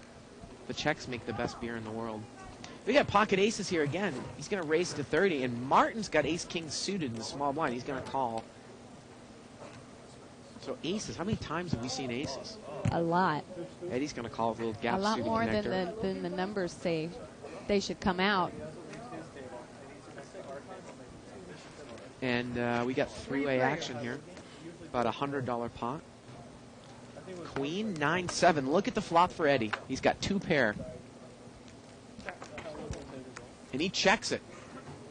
And Eddie's, well, he's got about 200 left, it looks like. And Kevin's going to bet. He's going to bet, looks like 100. And it's actually 80. Now, action's back over to Martin here with ace-king. He's probably going to get away, I would imagine. But the person with the real hand is over there in seat 1 with 2 pair. Or the real flop, actually. Right. Right. Not really best hand. I mean, Now you know it what I is. mean. Yeah. Yeah, now it is. So let's see what he does. He's pretty deep there. What does he got? Maybe 400 or 500 in front of him? 400 probably. It's like 400. Yeah, he covers you Yeah. there. So the bet is 80. The pot's about 180, and it's 80 to call. And he's going to check raise. I think he said 220. And again, in the nature of a restricted buy and no limit game, because a guy could be doing this with some sort of draw, and if you put him on 2 pair, you have outs. It's pretty difficult It's hard to to get lay away, aces yeah. down here. So let's see what Kevin does. So it's a check raise to 220. He asked how much he has left. Yeah. So now I want to say the pot is about 500. Actually, it's a 220 total. So it's 140 more here. So the pot is about 350, 140 to call. Yeah. And that's what Kevin's figuring out now. 20. 315. He's got 315 more. Pot's about 350. It's 140 to call. If you put him on 2 pair here, I mean, you're going to have to put the guy all in anyways. And what 2 pair would he have? If he has a set, you're really screwed, right? Could he be doing it with a draw? Something like Jack 10 with diamonds. Again, you're not really even... A favorite against Yeah, that. against hand. that with 2 cards to come. Could you call one time and wait for a safe card and then just move in with a call on the turn? Or if he checks, do you move in on the turn?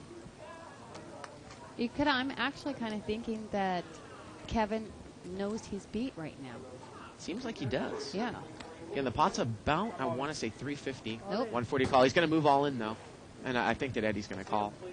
And he does call. And we're looking at, and the turn is an ace. Oh, wow. The turn's an ace. And the river's a 3, and Kevin's going to take it down with a set of aces. Boy, that's about a $900 pot. What a turn card. All the money's going in on the turn. And he takes it down. I mean, again, you look at the odds in that hand. Pot was about 350. It was 140 to call. You're sitting there with aces. If you think you're beat, what can you do if the guy still has more money behind you? I have the other one. I had ace king suited. Yeah. And that was the case ace, because Martin had ace king suited. Wow. What a turn card. Got an email here from Drew Cairns from Ireland. He says, hey guys, just found out about the show recently, and I had to email you to say that I'm loving it. In fact, we're all loving it here. You guys are amazing. Give a shout out to Drew and tell all the lads in Ireland hello. Well, hello, all the lads in Ireland. That's Drew from Dublin. Well, I don't know, Drew, if you guys get Sky Satellite over there in Ireland. I once had an Irishman almost chop my head off for saying that Ireland was part of the UK. That's a big no-no when I was over there. I let it slip out when I was in a taxi. King 6 here on the flop. Eddie's now he's turned to full house. And he's going to check it again. And the river's a 5, and Martin only has ace high here.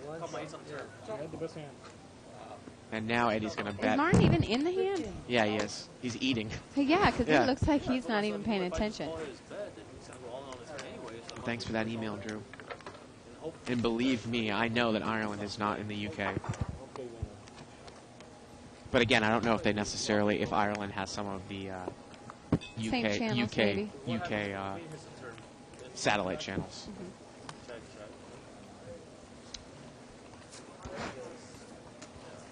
I think I actually told the cabbie, I was like, boy, it's good to be back in the British Isles. I was in Ireland. The guy almost killed myself. He almost killed me.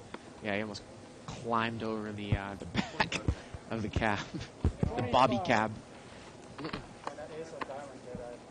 Get a raise here by seat 7. He's got Queen 10 offsuit.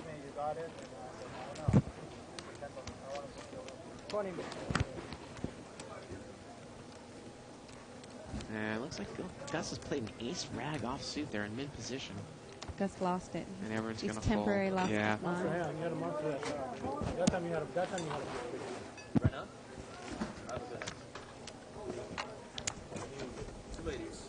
So you're planning on playing some of the, we got the upcoming, we have a tournament series coming up here at the bike. Right, starting on Thanksgiving, which is what, November 24th this year? Is it November 24th? It's pretty close to that. Yeah. I don't know if it is. The 29th is a Monday. Hold'em. Check it out. It's a series of mostly Hold'em tournaments, right? Is there some Omaha tournaments in that one? I don't have the schedule in front of me. They call it Hold'em for a reason. It's all Hold'em. It's all Hold'em. Anywhere from what, $200 to $500, $100 to actually, I think it's $500 $100. buy-ins. Yeah. And it starts with the turkey shoot, which is a limit. $100 limit shootout. Or is it a bounty? It's a limit shootout, I believe. Yeah. Chris is led here with top pair. It was limped around. And everyone's going to fold.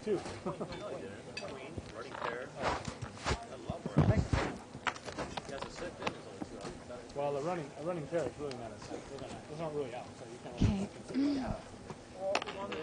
Whatever card comes on the turn, you have one more. So maybe we have that schedule around here. Yeah. Unless it's a 7 or 9. Unless it's a 7 or 9, then we go,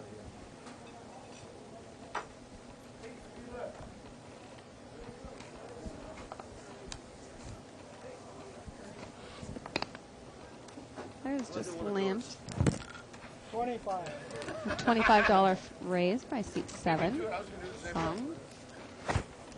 Is ace jack. Seat 4 calls pocket 5s. And seat 6 calls. 3 players flop king high. Kevin's flop top pair. 60. Kevin flops top pair and checks. And St. John bets ace high.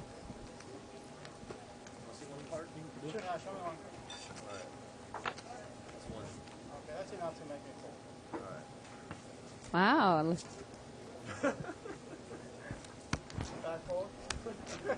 Okay, so the tournaments look like they range from exactly that, $1 to $500. And it's limit hold'em, no limit, headhunter, a couple headhunters, and a couple shootouts. And it starts on Thursday the 24th. That's Thanksgiving.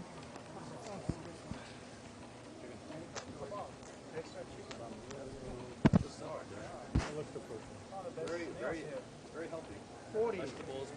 Seat 3 raises. Makes it 40 with 9-10 of diamonds. He hasn't played many hands. I imagine everyone's probably going to fold. Can I get a double Southern Comfort on the And they do. my friend Marty here? Chill. And they're starting to drink. That'll loosen up the table. Oh, I'm with twice. Every Tuesday, the same thing, huh?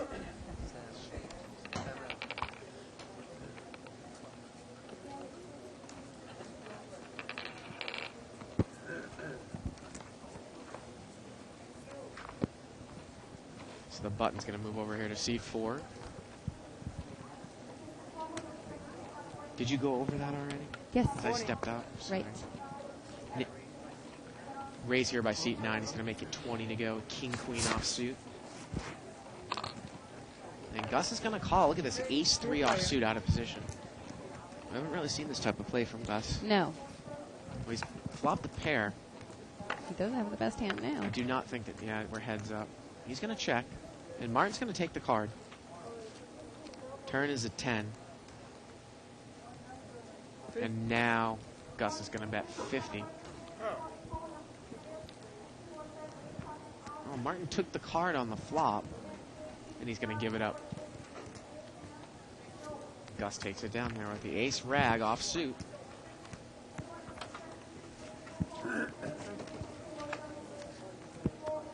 It's interesting development. We got an email here after one of these shows a couple days ago. Somebody said that they were new to the show and wanted to see maybe different games on the show. And I instructed them that we actually had tried that, and unfortunately our whole card cameras are only big enough to fit in 2 cards. But if you really, really want to see different games, we've actually had Triple Draw, Badoogie, Omaha on the show way back when, back in February in the archives. You could see what a disaster job we did. Well, it was just how we butchered that call in those games. it was very, very difficult to follow. Right. Well, both of us, I mean, because of our experience in Omaha, we were able to follow that game pretty well. Right. Don't you think? Yeah, but I think that what the issue is, though, is if you can't see the cards and then once they're turned up, the cameras can't really pick them up. Neither can ESPN cameras when they're playing stud. They're all graphically inputted in there. Right. So we had a raise And they have here. a long time to do it. Yeah. Gus raised here with ace 10. I believe he's on the button, and he got called in 3 spots. Jack 7-7 comes out. Kevin in call with ace king here. And let's see if And Gus Eddie fires. just checks with his Yeah. pair of jacks. Well, turn is a 7. Why do you call with jack queen and then you don't play? Well, maybe he was going to check raise. Well, now he's got a full house. And now Gus figures his hand is good, so he's going to bet. And let's see what Eddie does. Could somebody be trapping you with an overpair here? Just seems a little fishy that they wouldn't bet with all those players and with Jack 7-7 here with 2 diamonds. I would think that Gus would have bet an overpair on the flop. I'd be pretty confident if I was Eddie that I had the best hand right now. Kevin is going to fold. And Eddie looks like he's just going to call. And it's interesting that Kevin folded, though, too. Because ace-king could also be good if you were heads up, and the river's a deuce. Eddie checks, and Gus checks. Boy, that's pretty passive, huh? Yeah, it is. I think Kevin might have folded there because all those people in between. Someone with a jack obviously could have had a better hand. And Eddie takes it down. Button's going to move over here to seat 6. Again, please join us tomorrow night for Poker Blues Whale Night. $5,100 no limit hold'em with a very, very entertaining commercial that we slide in throughout the show. That's Bart's favorite part of the night. Yeah. What do you have? 7-9 suited. With 1 raise. I would have called it if I was sitting there. Those are risen. Huh? These right here? I don't know yet. I haven't looked.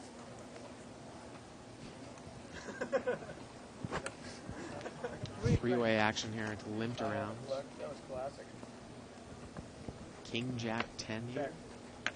Jennifer's got 2 pairs. She's got bottom 2 pair. She's going to bet 15. It doesn't look like anyone probably is going to get involved. She's played it so tight. But what do I know? Martin's going to call with ace-8. Turn is a 3. Is he trying to set a play up? I think he's trying to hit the queen. 35. And Jennifer continues to push here, 35, and Martin folds. Thank you. Rabbit Cam showed a jack on the river. Would have filled Jennifer up.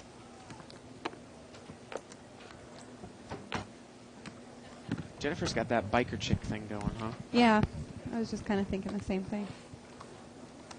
You know my mother actually rides a Harley? Yeah, you mentioned that to me. Yeah. My parents actually met on motorcycles.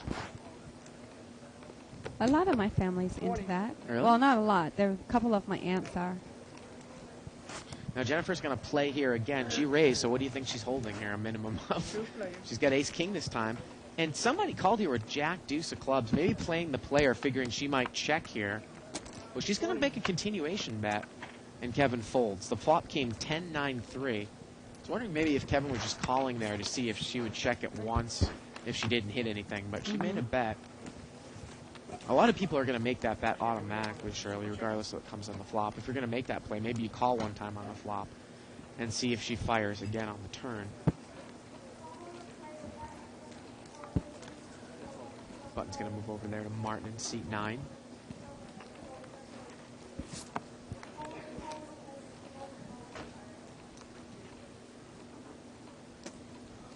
Gus is going to raise.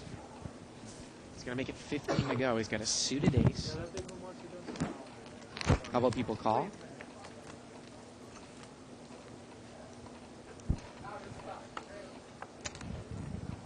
King 9-4. And Alan's going to bet here. He's going to bet 25 with a gut shot. And Gus has got the nut flush draw. So Alan's making a semi-bluff, but Gus has got the nut flush draw. Well, let's see how Gus plays it. Eddie also has ace-9. He's got second pair. Gus calls, and Eddie's out of there. He's not going to overcall with the ace-9, and we're heads up. The turn's a 10, and look at that. Alan's hit the straight. Hits. And it's not a heart. Alan bets 50. He catches the 10 that's not a heart. He's 3 outer here. I mean, he could have caught a queen or a jack, and that would have been good too, but he has the nuts right now. $50 bet here. And Gus is going to call again. And the river's a 5, and Alan dodges the flush. And he's going to bet here again. 75. And Gus is not going to play.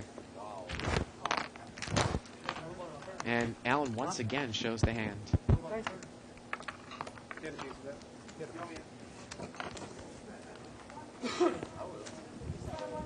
You going to take that question there, Shirley? I will take Landers that. On I will 2+2? take that question. They say that I've seemed to stop my cash games and focused on tournaments, and actually that's not really true.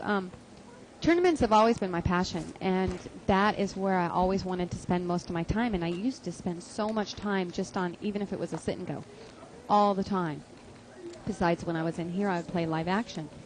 Recently, I haven't been traveling to the tournaments as much because, like, I spend my time, more wisely. If it's like $100 or a $200 buy-in, it's better for me to spend it at home, I think, either playing online or working on my website.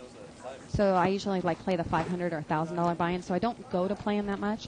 And online, I've been playing the live action. I've been doing well on it. So David brought that in for a raise here with ace 10 times. Let me throw something out. except for this qualifier for that damn WPT seat. Let me throw something else out at you here, which I've been thinking about in the past. And again, just call me Mr. Gross stereotype generalization. It's very, very few people in the past in the history of poker have been able to make a living off of tournaments, meaning without backers, making a comfortable living. I think of one person off the top of my head that does it exclusively with tournaments, Chris Ferguson. Right. Okay. Nowadays, though, tournaments have been so glorified that tournaments, I mean, if you market yourself correctly and you do really well in tournaments, you can have other money come in because of endorsements. Now look at this. Pocket aces limped in here. I'll get to this after the hand. Seat 7. St. John limped in with aces. He did not get the limp re-raise. He checked the flop, and now he spiked a set of aces on the turn. Now he's running quads. But no one has anything. If someone had pocket kings, they would have a And jackpot. he never bet it. Oh no, they wouldn't have. He never bet the We got hand. quad aces. He never bet the hand. I only have a 2. I didn't He checked quads at the And then end. he's mad because no one made anything and couldn't put in a bet. He threw the cards and he hit the dealer. That's why I slammed you like that. I got quad aces. When's the last time you got But he quad should aces? apologize if it hit the dealer. I don't know if he did or not. How did he not bet the end? How is that going to be a jackpot if you hold 4 aces in your hand and the No, board isn't because I paired? was right. All right, I'll What do you, I don't understand it. I'll give it to you. I'm like, you know, I bought this, you know. He never put any. That's one thing. And she checked 4 aces at the river. Not that he was going to get paid off, but anyways, the point I was making about tournaments is that now you can be a tournament player, and because you get popular or because you get on ESPN or the World Poker Tour, you can have endorsements and get linked up with internet sites, so you can make a lot of money else on the side. Whereas my passion was always cash games, because that's really how you made a living in poker. I mean, And that's kind of how you supported the tournament. tournaments. How can you make a living on tournaments? But now that's the way you have to go to market yourself. Do you know No, of I any agree like with you. you know I agree with just you. strictly cash game players that are well known or is marketed out there? It's always the No, tournament of players course not. that are the ones out We there. had a raise here by Gus with ace jack. He raised out of the big blind with ace jack off suit, and it came queen jack 10. And let's see if he continues with a bet here. Seat 5. And it goes check, check. And now Allen's going to bet here. He's in position with 8-10. And Gus is going to call. Pot's about $140. The turn's a 9, and Allen's made Allen a has straight the now. dummy end of the straight Wow. though, with a possible flush off there. Yep. Let's see if Gus represents a diamond or a king here. Looks like Couple he's cutting diamonds. chips. And he's going to bet 60. If it ends with an ace. And again, I mean, Allen can't beat a king. He can't beat flush. Right. Diamond. And he's going to get rid of it. I had the 10 of freaking diamonds. So I go through my stages. I mean, don't you go through your stages? Like right now, I'm in the stage of playing.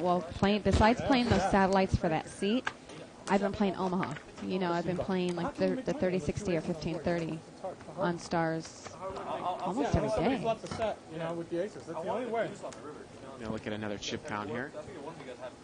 Kevin is in the lead there in seat 6 after he made all that money with his aces against 7-9. David in seat 8 with 9-10. Allen with about 740. And Jennifer, she's down.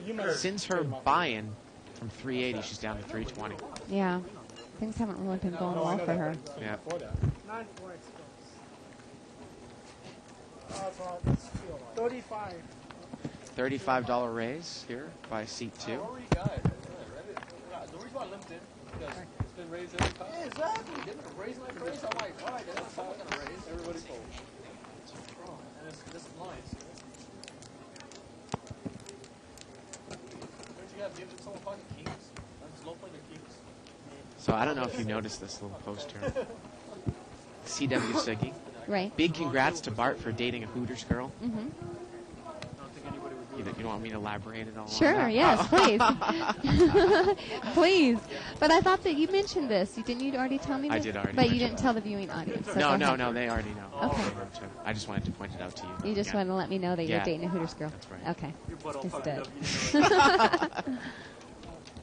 5 players. But she's got nothing on you, Shirley. Thank Nothing you. on you. Deuce, deuce, 3 here.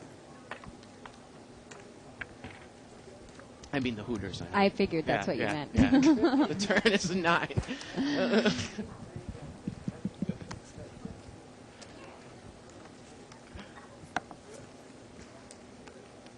And we got a bet here by Kevin, and he's going to take it down. How many times have there been quad aces? She's a very, very pretty girl, but you ever walked into a Hooters and the girls are different sizes?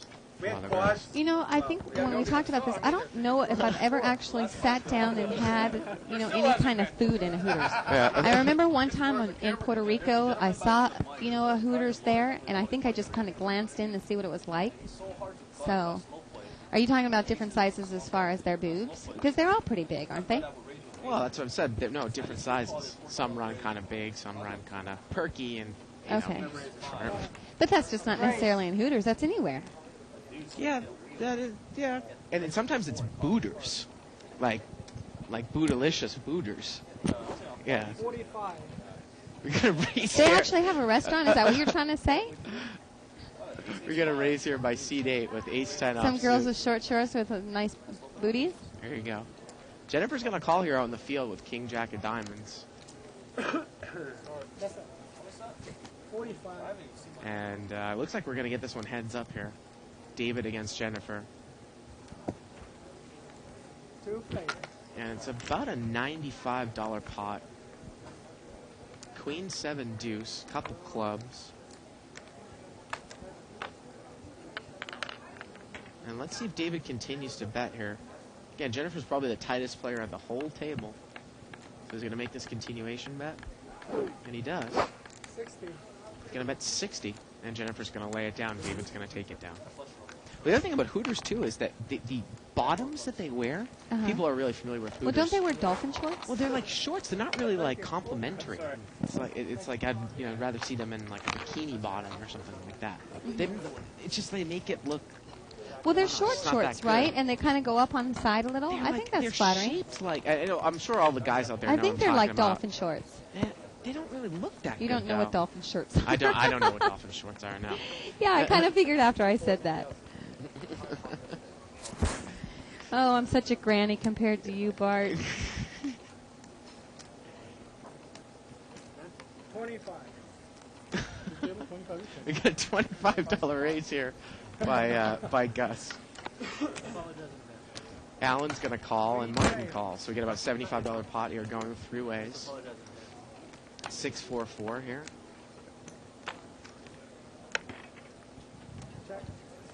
And everybody checks. Turn is a 10. Interesting that Gus didn't make that, that continuation bet this time. Let's see if someone tries to steal it here. Ace high is good, still. Yeah, it is. And this time he's going to bet He 30. is betting now. And no one's going to get involved. And he takes it down. That would have been ridiculous if you hit one of those. 6-4. If I didn't put my favorite hand, I would have. And look at this. We got an email here from Leonard E. Morrow. He says, I've been watching the show for a little while now, and it's been great. My game's improved a lot. Thank you for that. I do have one suggestion. At least once every 2 weeks, either Shirley, Bart, or David should have to play in the 300 or 500 no limit game. That would be fun. All your comments are great. And show a high level of poker knowledge, but it would be nice to see you all in action. A lot of people realize why sometimes I struggle. The font here on this email is kind of small. Well, yeah, that is a good idea. Ace 7-4 here. Pot was, I believe, limped around. We got Chris has 2 pair. Yep, top and bottom. Aces and 4s. And St. John's the only other person with a pair. Thanks for that Pair email, of 4s. Leonard. So Chris checked the top and bottom, and Sin bet a pair of St. John's 4s. going to bet a pair of 4s, and San Diego Chris is going to check raise. He's going to make it 45 to go. And I don't think, and Chris has played real tight all night too. He's played real tight. I don't think he's really had much for hands. He did make a move with 8-9 earlier, which was Right. St. John's going to take it down. Well, if you want to take a look at the archives, again, you can sign up the archives by clicking on the archive banner on the on-demand banner in the upper left-hand corner of your screen. Shirley, David, and I have been on the show several times. Have just you not played on the recently. show? Oh, yeah. Yeah, what are you talking about? You commentated on me. Did you I? used to rip me all the time. All the time. No. No, actually, I think I was on one of the shows May 16th. You might have, it was a while ago, and Yeah, I it don't was remember. it was a while ago. That kind of hit me in the face. I think I was playing a 200 game, and I actually ended up like $1,000 after 2 hours or something like that. Yeah, that's pretty good. No, I think that's a good idea. Well, it's especially good because if on the last half hour or so the person comes in here and talks about the hands and why Right. they played this way, a certain way, Right. that could add a little bit more to the show. King 9 Queen on the flop. It turns a jack. Everybody limped around and everybody checked the flop. And Seems like David has a nut straight. Yeah. And he Nobody else checked it. has. Nobody How else did he has a check 10. it? How did he check it with 2 clubs out there? Why only 5? And now Alan. Now there they bets. go with that $5 bet again. Yeah, yeah. And now David's going to be able to raise him 50 here. If anyone saw that hand about, what was it, about an hour ago? Boy, this table, it's just the same thing. Every hand, isn't it? Really tight passes. Oh, now he's going to raise to 20. Last time I bet 50. This time he makes it 30, actually. And that's it. Yeah.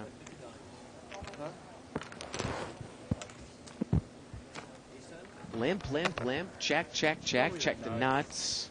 Check 4 aces on the river. Check my nut straight on the turn. I mean, the thing is that I can understand trapping, like in a game where there's aggressive players. Who's aggressive in this game? They're taking any stabs at the pot with nothing. Mm-hmm. Not many, right? Right. I don't remember how those 4 aces came down, though. Was he in first position? He had limped in with aces.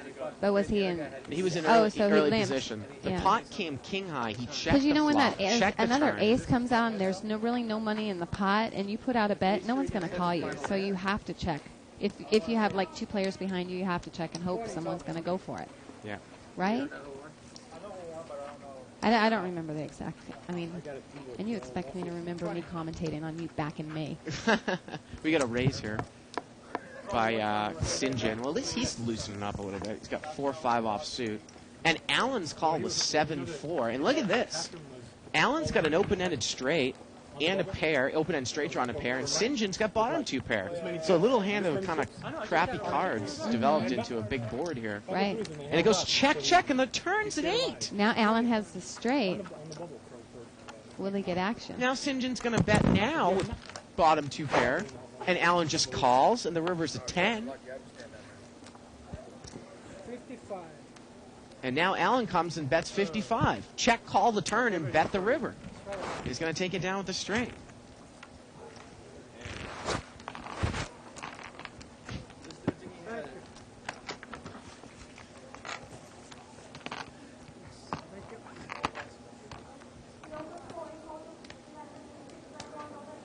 Button's going to move to seat 2.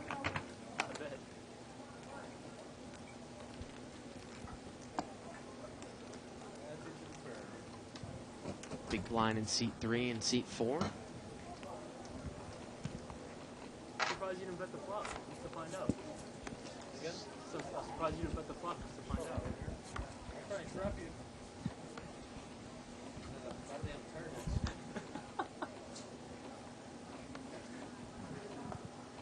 If I didn't get it one way, I'd get another way. Gus is going to fold. Seat 6 folds. 15. Seat 7's going to raise it up to 15 here. Very strong hand. Especially in one-handed. And we're going to see a call here by seat 4 with ace-9 off suit. I had better than a pair that hand. Heads up, 6-8 against ace-9. And the flop comes ace-high. Let's see how Jennifer plays it. Check, check on the flop. Turns a 6. St. John picks up a pair now. And now Jennifer's going to lead out with her ace. $25. And St. John calls. Wow. And the river's an ace. And now Jennifer's made trips. She's Now, going St. John thought a 6 was good before. He might make a call here. Yep. It is against Jennifer, though. $25 bet. She has the ace, but she's scared of this face, so she has 20. And she's going to take it down.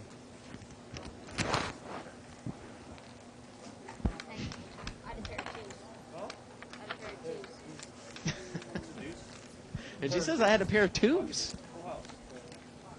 Pair of 2s.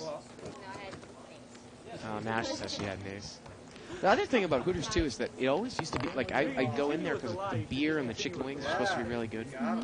But every time I go in there, like, I'm not really that impressed by the food that much. Really? Yeah. I mean, anytime you've got tap beer that's, like, really cold and, like, a frosty mug, I mean, that's always going to do it for me, but I just wasn't all that impressed. And they actually do, it's funny, they actually have something that's interesting, fried pickles, deep fried pickles. Have you tried that? I haven't tried them, but I've heard about it. Raise here on That the sounds button. really strange. $35. King 10 of diamonds. That's for you. And finally going to see some people call here, it looks like. 7 and 9 are calling with weak aces, and seat 3 brought this one in with King 10 of diamonds. Well, Sinjin is by far the loosest player at the table. And seat 3 is one of the tightest. I'm surprised that Yeah. these players are calling Well, he's hit the king. with their ace rags. Well, Martin's got a flush draw and second pair. Right. But he doesn't have many chips left. C3's going to bet with top pair. He's going to bet 65. And Martin's going to move all Enough in. to put Martin all in, I think. See how much Martin has left. 20 more. Only 20 20 more, more, so this yeah. is an easy call with top pair. Right. And Chris is going to make the call, but he's going to need to dodge a lot of cards here. A heart, an ace, and 8. That's a monster. Turns an Oh. ace, but Chris has picked up the nut flush Now he draw has a now. diamond draw.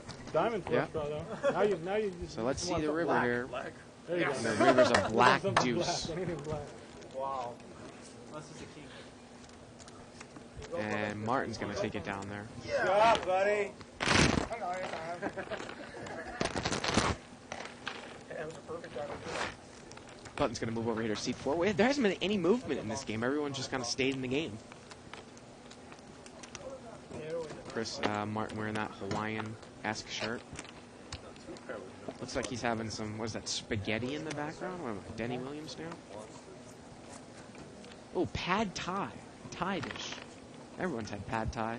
Peanuts. Nothing like a sick combination of a lot of grease and a lot of sweet and a lot of salt. I love it. I love it. He sees him, but he ain't gonna be in him. Exactly. Limp, limp. Five plates. 5-way action, $25 pot. 7, 8, 9. A couple people have straight draws here with their 10s. Queen 8, Jack 7 have pairs, and Gus is going to bet here. He's going to bet 25 with Queen 8. I could try to bust you. I could have tried to bust you. And look at David. Boy, he's really, really deep in thought there with King 10. Backdoor spades. He's got an open-ended straight draw. After you check your turn. Kind of what we went over before. Do you want to go for these draws when you don't know that they're good? And then eventually they might bust you when you hit and someone else has a better hand.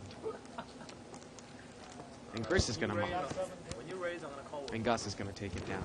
You've done it before. When? You've done it before. I forget what I know. You've done it 8, 9, that's not garbage. It was like 6-4 or something like that. What? 6-4. Button here is going to move over to Gus. 7-4 is favorite. Head to head. 7-4 is a better hand. No, A couple of the properties, so that's the higher choice.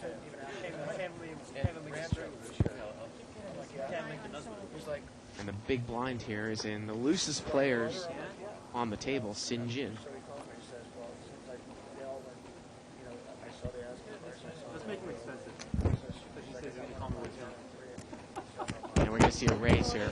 Pocket Queens, Allen. Oh, man. 7-4. And no one's going to call there. Liar. All three of them were over. But she was like, I would have never thought of that as an investigation.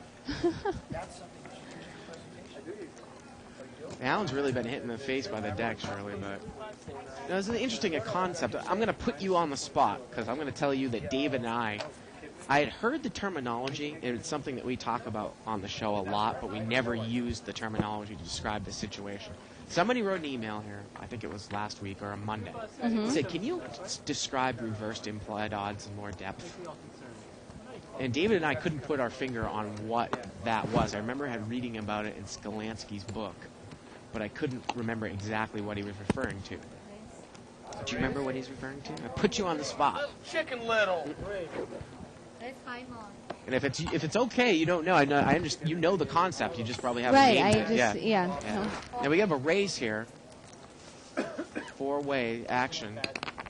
Sin Jin put a little pot raise in there to $10 with King 7. He flopped a pair, Ace King 5. He's going to bet 15 here. He's got the best hand, it looks like. And nobody's going to call. Again, reversed implied odds, it's kind of a contrived term, and like all other, I guess, poker terms are. Someone had to make them up at some point, but it's that concept, and we see it in no-limit hold'em games a lot, of going after your draws when you don't know that they're good, like going after an open-ended straight draw when there's a 2 flush on the board, hitting your straight, and then the guy having a flush because you've hit the 3rd flush card. Reverse implied odds meaning how much you could possibly lose with implied odds because you're going for a hand that's is not good. And of course, like I said, we talk about that all the So time. yeah, on the show. basically what you said Yeah. was that I understand what the concept is, Right. but don't really know the terminology for that. And Right. And that's exactly what David and I we couldn't put our finger on it. And we got a raise here by seed 8. Damn, David. I'm gonna put a bounty on He's gonna make it 45 to go. 40 more to call. Ace queen of diamonds. Alan says, "Do you want me to call? Do you want me to call?" 7-9 offsuit. dare you. I'll give you half on, David. You And now he's being dared, or is he daring somebody? So you saw that part of the World Series if you were watching those older episodes where Mattisau was like, "Shiki, do you want me to call? Do you want me to call?" Yeah. And then he says, "Okay, yeah, I want you to call." It And folds. he puts it in the back. And I finally got to see Tiffany Williamson, Yeah. which I hadn't seen.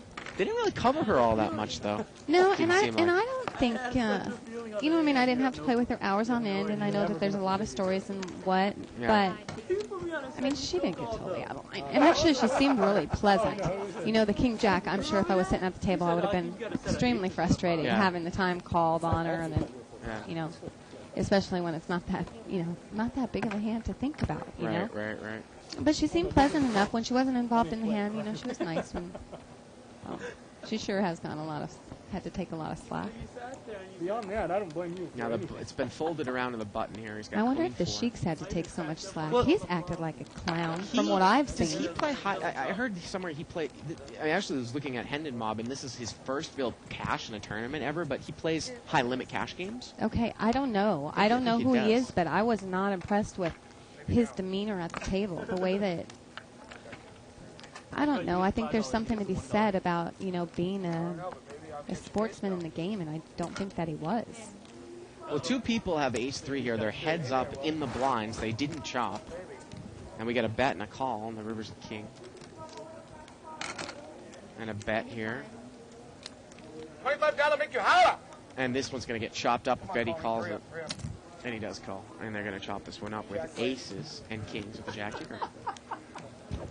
I had read somewhere, I don't know where it was, that guy played high-limit cash games. But again, when I looked at his tournament stats, that was really the first thing that they had,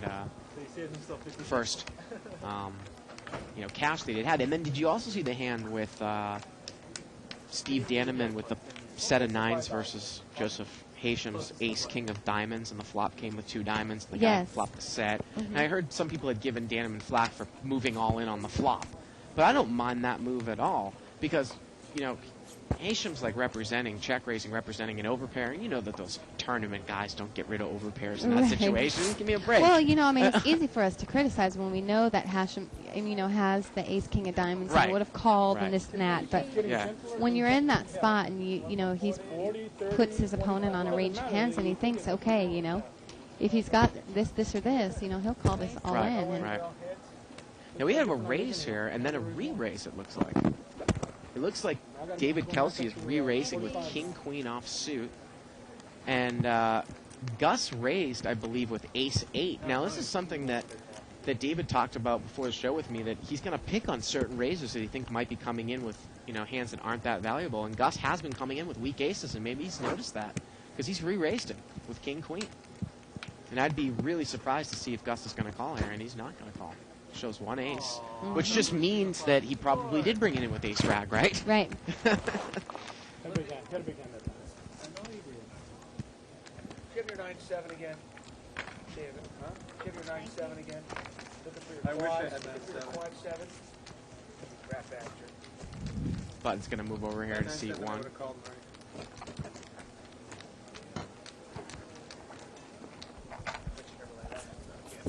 Yeah, I will. I'm out of position at all. Still wish you'd called.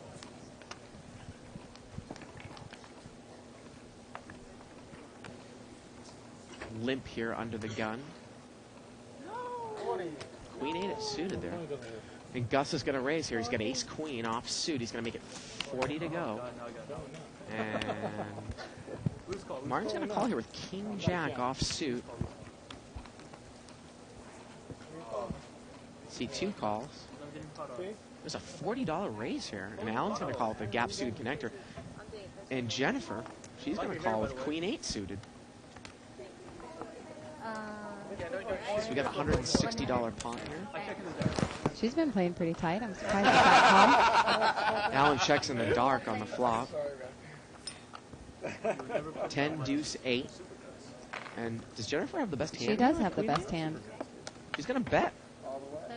She bets 30 into a $160 pot. So let's see what Gus does. He calls. Well, wait a minute. Let's see what he I think he just has the chips there. I don't think he's pushed him forward yet. He, from the last few episodes or whatever, over the past few weeks, I think this is the hand that's just given him so much trouble. Remember a couple weeks ago he called all these chips against Alan?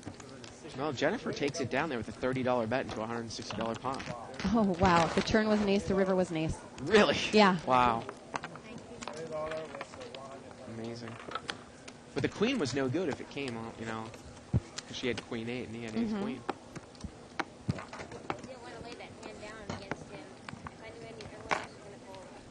Look at Kevin. You know, he's got a lot of chips over there in seat 6. Yeah. What's that about? Ace 10 as well. 1,300 there? 1,300 and change? Put in $5. Go ahead. $80. Put in $5 and call with the 7. Look at this. Gus limping in with ace 8 off suit under the gun. I've never seen him with these types of pre-flop hand selection before. Play so many ace rags. Yeah. Maybe he just hasn't been dealt them so much. We just didn't notice. Well, Alan's going to raise with king jack. He's going to make it 30 to go. And Gus calls with ace 8. I mean, again, it's almost the same as ace jack or an ace 10 or in some cases an ace queen. If you keep your hand, you're not going to make that much money on it. And if you know, and if you well, it's a hell of a lot worse than that. I mean, worse than ace jack and ace 10. And Gus is going to bet here. And Alan doesn't buy it. He calls. Pot's over $100 now. Turns a 5. Problem is here is that Alan can't beat king ace high. Goes check, check now. And the river's a 4, and Gus backs into a wheel. There, yeah. And look at this. Gus checks to induce a bluff. He bets. Alan bets 75, and did Gus fold the hand He at the river? did fold the hand. He folded the hand on the river? didn't have it. I just looked it up. Gus had an ace, right? That's right. Wow. I mean, I was thinking, when I said it, he's checking to induce a bluff here on the river, or you know, maybe for a chop pot, But not he had a straight. not check folding, right? Yeah, wow. That's amazing. Amazing. And Alan just had king jack.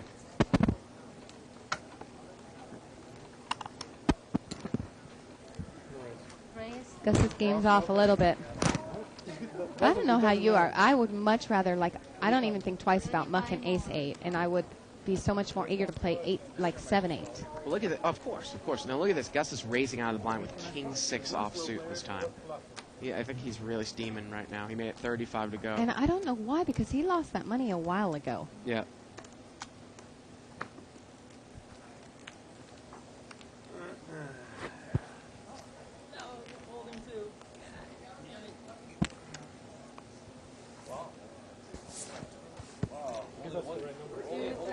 And we are heads up here. King 6 against St. John, who's called with ace rag. And the flop comes 3-5-9. Gus checks, and St. John checks right behind him. Turn is a jack. Again, the ace high is good here. Let's see if Gus bets here on the turn. He's going to bet. 55. Bets 55.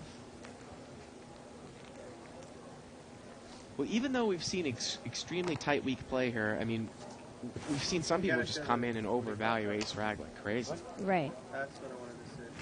Gus does not show the hand.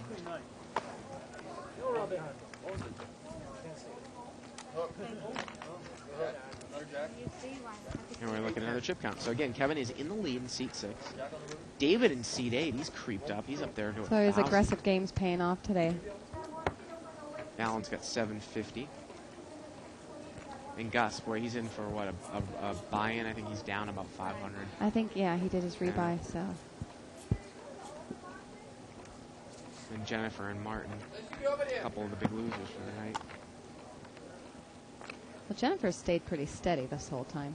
I mean, you know, she lost to that straight, and then after that, she's just been around $300. Right. But she did lose Although a lot of she money won on that straight. she won a pot just recently, remember? Yeah, she won about $150. So she looks like she pot. has, yeah, $400 in front of her now. King, Queen, Jack here on the flop. Pot was limped around. I think it's decent. I'm gonna check it for you. Oh, look at that. Martin's going to bet. He's playing King 4 offsuit out in the field. A lot of value on that hand. He bets $20. Knew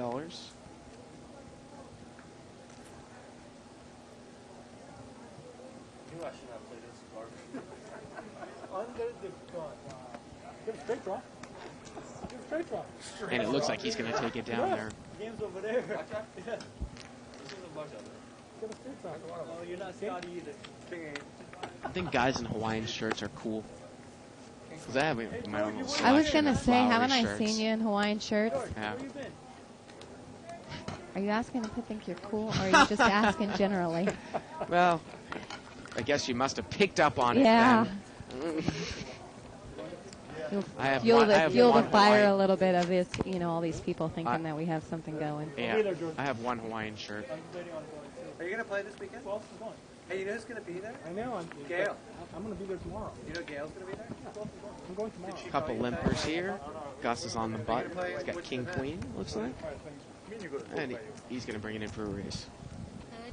You know, I guess there are some pretty cool Hawaiian-looking shirts. Like Tommy Bahamas has some really nice ones. Yeah.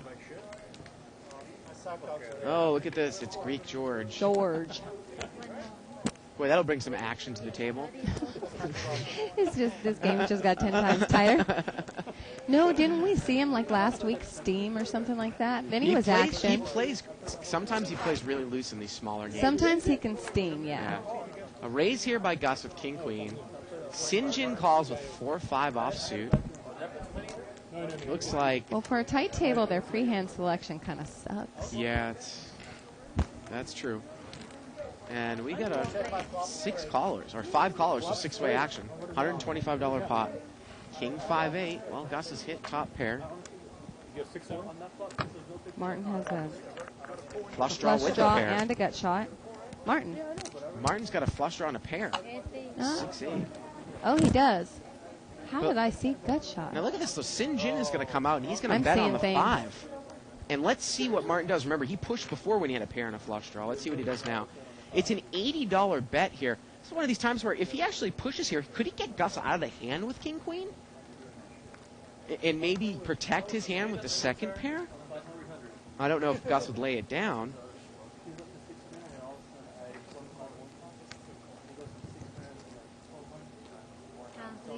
It's an $80 bet here. The pot's about $200, 80 to call. He's got 200 left.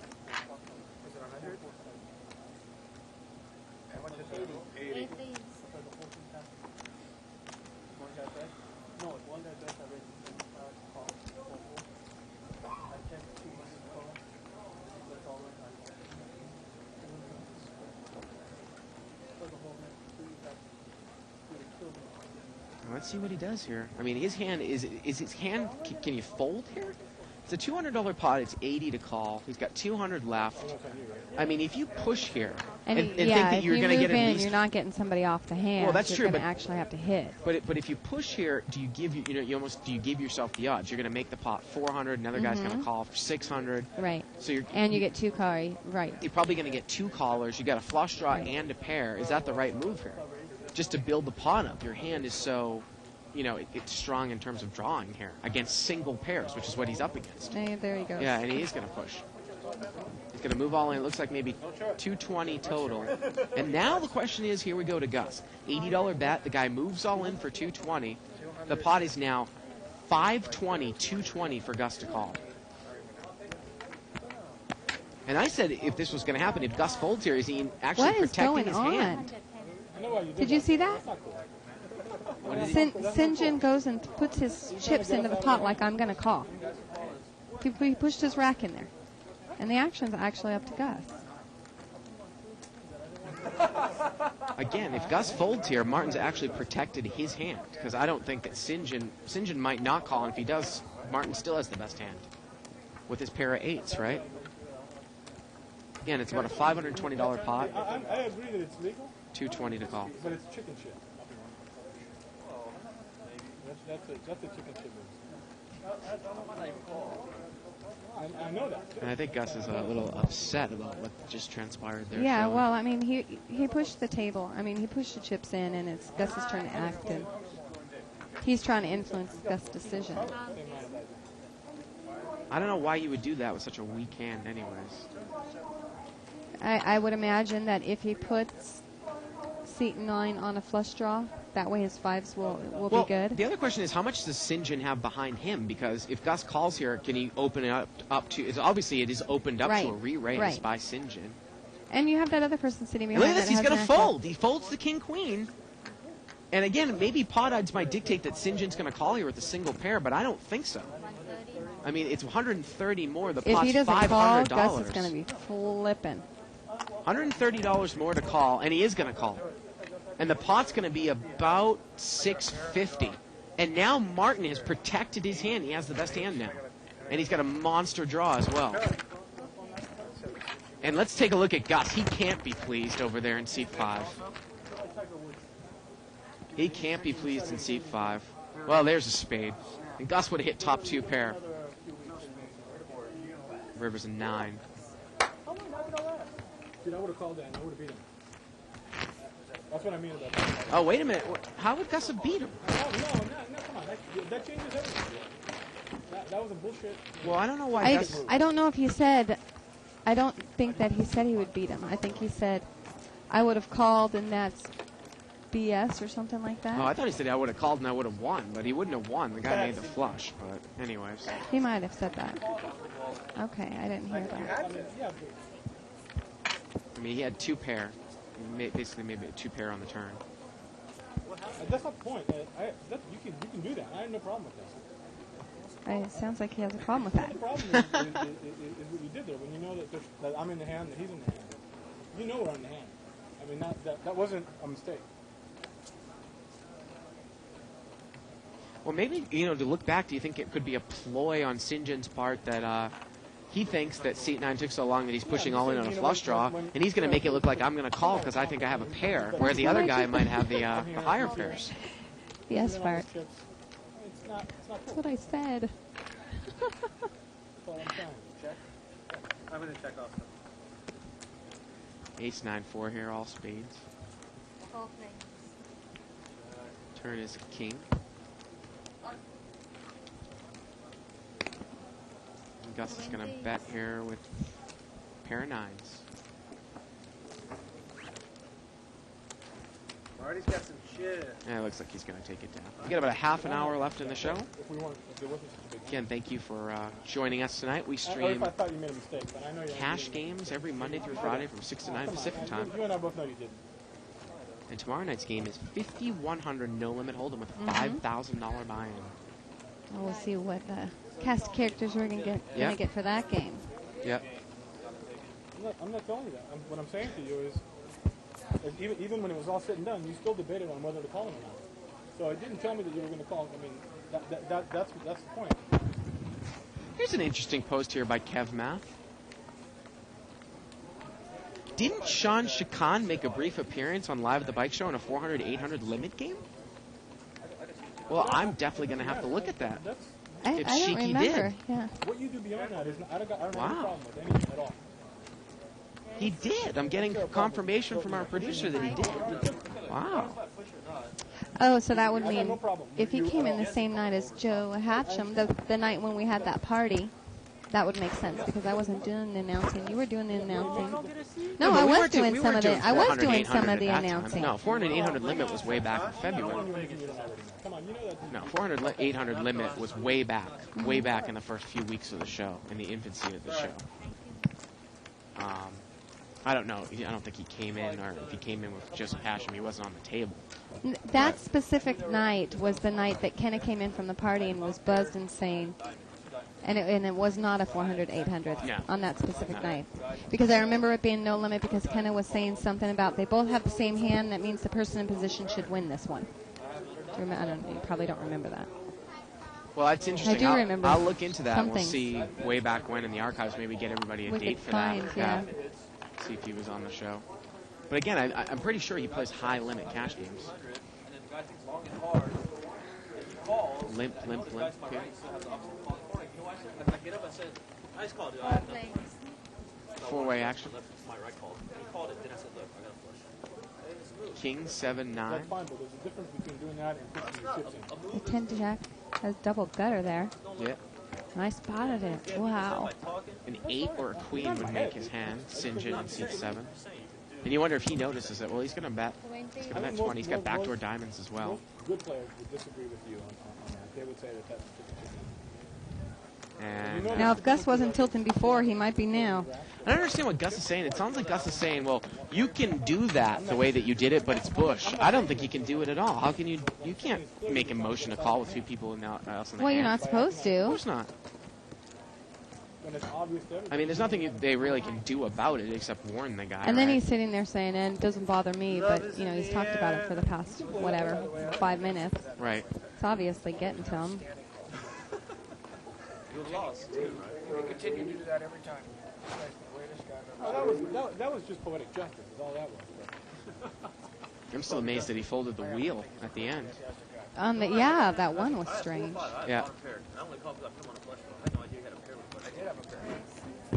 I put you on a flush draw right there. So if that's the case, then that was a really awful move that you made there. What the hell are you making a move with that kind of number? What are you hoping will happen? Well, no, you put him on a draw. Now we get a raise here by Eddie, and Jennifer called with Jack 10. And the flop comes King 10-5, and Jennifer has a pair. And Eddie's going to bet. He's going to bet 30. And Jennifer's going to call. We're going to go to the turn. Turns at 3. Jennifer still has the best hand, and Eddie's going to check the gut shot. And it goes check, check. And the river's a 3. It's a third diamond. And the 10 is good, and Jennifer's going to take it down. I think that's her third pot of the night.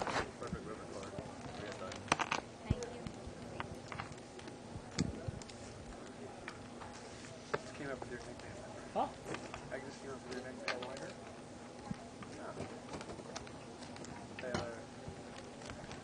And I think I like it. Jennifer's kind of starting to creep back up here. Button's going to move over there to seat 1.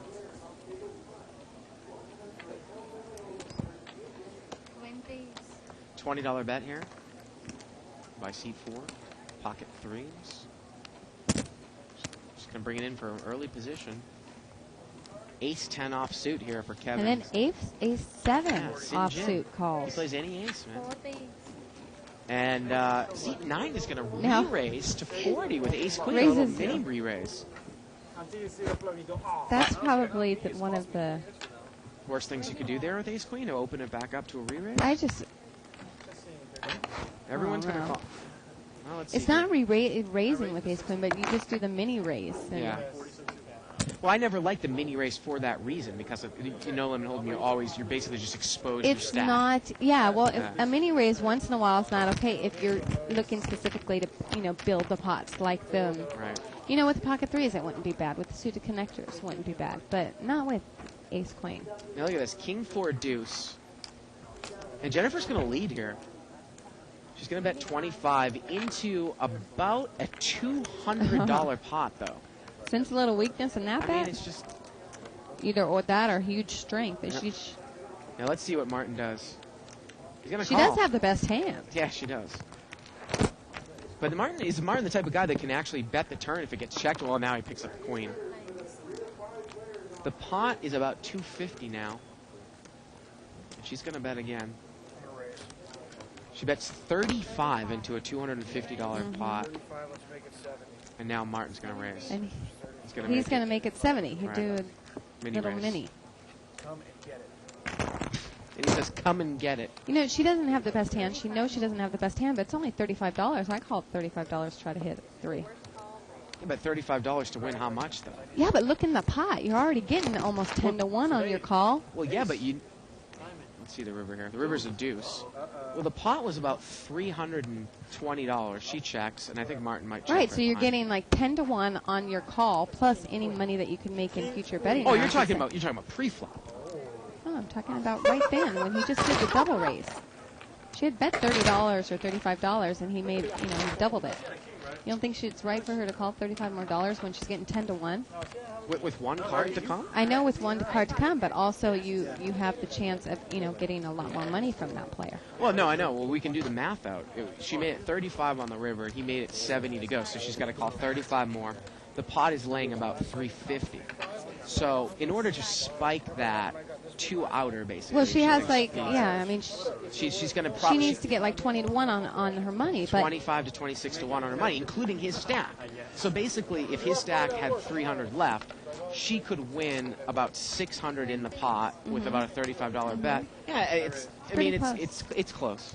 It's close. Plus, you also have to take this into account. A person, well, hold on, after this hand.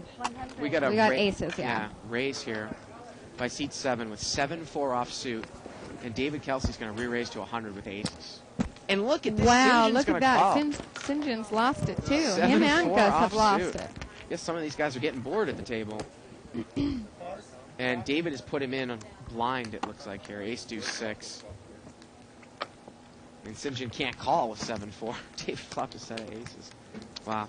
There's also something to be said about taking somebody, calling with a pair that you're a huge underdog with, not necessarily getting the right amount, odds on it, because you're going to put your opponent on tilt.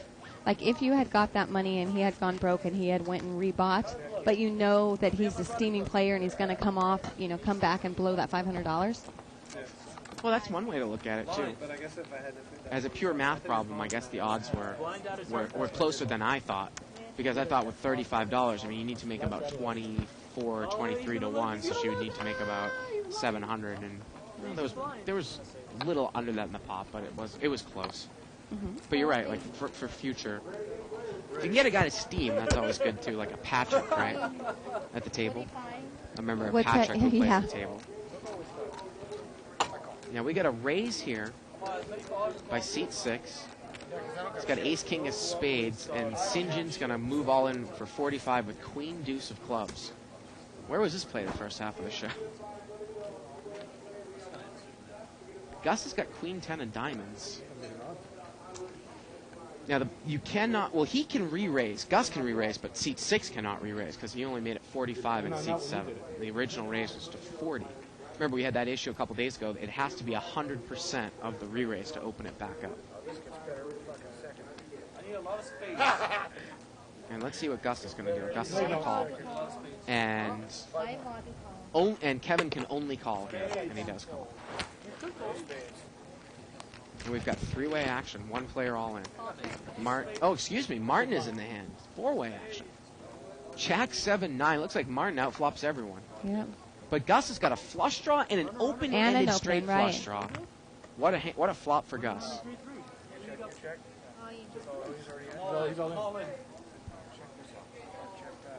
Look at this guy. He's starting to talk a little bit again, Shirley.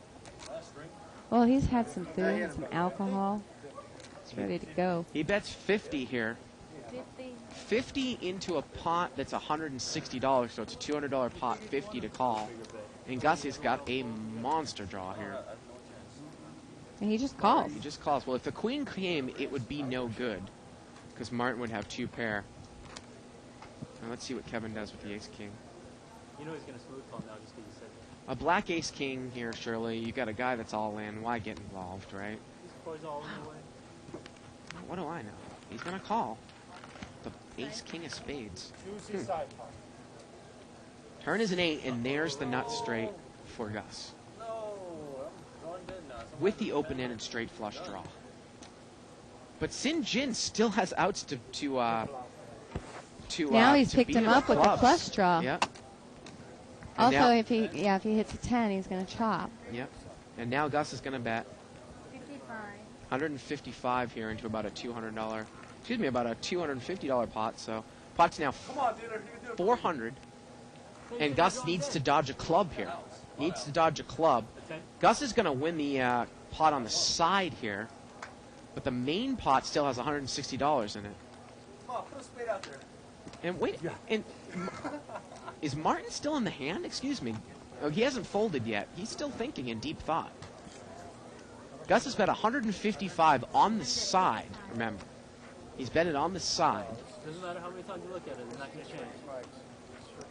The pot now, What were you saying on the flop? Check this out. Where you been? he's bet 155 on the side. Seat 7 is all in. That's it. He's got a stupid ass 10 in his hand. Fucking weak ass card. I'm gonna lose. Wow. I can't be a straight. He's still thinking It's a here. good thing they don't get 10-minute penalties at the table, huh? And it looks like he's going to fold. The side pot was 230, 155 to call, and so Gus is going to win the side pot about 230. Dodge a club here on the river for the main pot. And the river's a 5. And Gus is going to take it down there with Queen 10 of diamonds. Opening the straight flush. Who is this guy?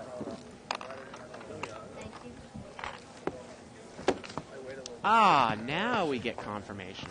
We actually did throw in a 400, 800 limit game, Shirley, during one of the first episodes of Poker Blues Whale Night on August 24th. Otherwise, I would have made more of a value. Shiki played. So it wasn't early on. So anyone who's got access to the archives can check out August 24th, 400, 800 limit Poker Blue Whale Night. At that point, there was enough money in it. And it had Gabe Kaplan. I must not have been here because I don't think I've commentated when Gabe Kaplan has been All I here. needed was either him or you to be on the I don't think. And Gabe Kaplan played a little bit suspect, as I remember, main pot. in the limit.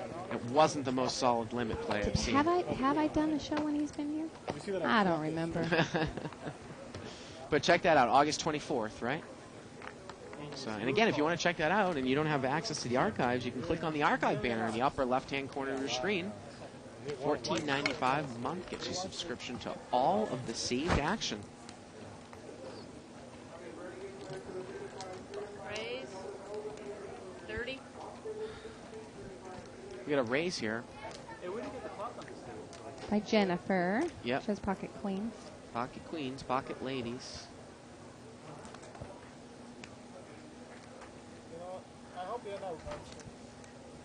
Gus folded his ace rag. Against her, I mean, she's been playing as tight as anyone on the table. Not all the time. And we haven't heard much from Chris over there at C3 either. No, we haven't. He drove all this way. He hasn't been getting dealt hands. Yeah. Well, I guess it's better than losing, right? I'm not very in-depth. I think he's up a little bit, isn't he? Just two. I don't know. I don't know what he started the show Well, he with. started with 500, right? Like Well, yeah, but you don't have to start with 5. He could have bought in for 3. This is a 3 to 5. I think we're getting word that everybody started with 5. 5 except one player. Yeah, and I guess he's down a tiny so bit. he's down about $100. This is going to turn club bluff.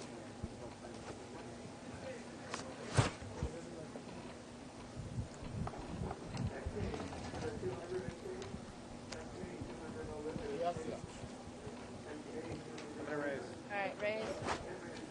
We got a raise here by C-Day, David Kelsey. Hey, Kevin, if you don't want to do the interview, just don't. He's going to make it 40 to go. Okay. Sound good? I'm not going to hurt you that bad. How much you got? Hey, can I get 50 cents? Less than 8. And he's going to take it down there with the raise out of the blind with Queen Jack offsuit. Less than 8. You can do that. I got 11. And look at the St. John's back. Yeah. Yeah, see? Did you want to buy the button, sir? Got a bundle of cash there. Alright, he's going Dude, to buy the go, button in seat go to his 7. glove compartment because you can't get that kind of cash at the ATM. He's buying the button. Gonna play 500 behind. I always like, it's funny to watch these guys walk around with these man purses and these satchels of cash. Sometimes you see Tuan Lee come in with a paper bag. Uh-huh. Just got a, anywhere from- Literally a paperback. with Yeah. like a $500,000 to $1 million in cash Right. in it. Mhm. You know. If you want to play, Yeah, I think you just got him robbed next time he comes into the show. 35. Raise here to 35. by seat 3. Look at that. He's bringing it in with queen 3 offsuit, Shirley. Well, I guess he's just gotten fed up. He's going to mix it up here a little bit. And St. John still hasn't St. gone John off calls tilt. with deuce 6 offsuit. And Jennifer calls with queen jack suited. Seat 9's got 9-10 offsuit. Let's see what he does. He's not out yet? And Alan's got a suited ace over there, but again, this guy hasn't played any hands. Still playing? No, you really? Outstanding. 3 players. So here we go, 3-way action. Ace, 10, ace. Here we go. Now let's see if Chris can lead here and take it down. No, he's not going to lead, Shirley. Turns a deuce.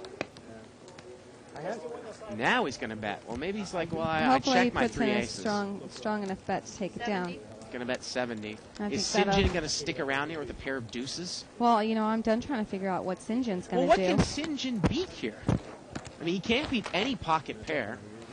He can't beat an ace, can- but he has the best hand. And the river's a 7.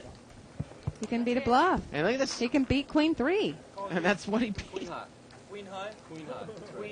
Queen high. Deuce Queen high. 6 Queen takes high. it. My deuce is good. Show the deuce. Fucking dumped an ace. How big would you Well, if Chris had led on the flop, I think he probably would have taken Oh, it wow. down. And then St. John says, I called you. He's making that guy tell him what he had. And St. John's first to act. He has to show his hand first if there's no betting on the river, at least in check, this right? casino. Yeah.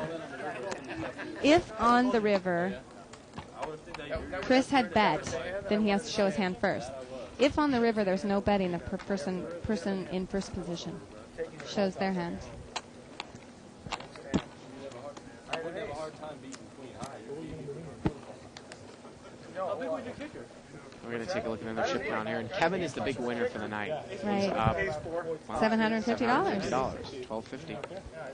And David's done pretty well. I mean, he's still at $1,000. Yep. And Jennifer's still there with $320. Still right in the $300 range. Got a raise here by seat 3, pocket 8s this time. And small blind's going to come over the top with queen, jack, queen, ace, queen, Ace, of diamonds. queen. Are you tilted because you had that ace? We're going to find out, aren't we? He's going to re-raise. Bet is 70. He's going to bet 70 here.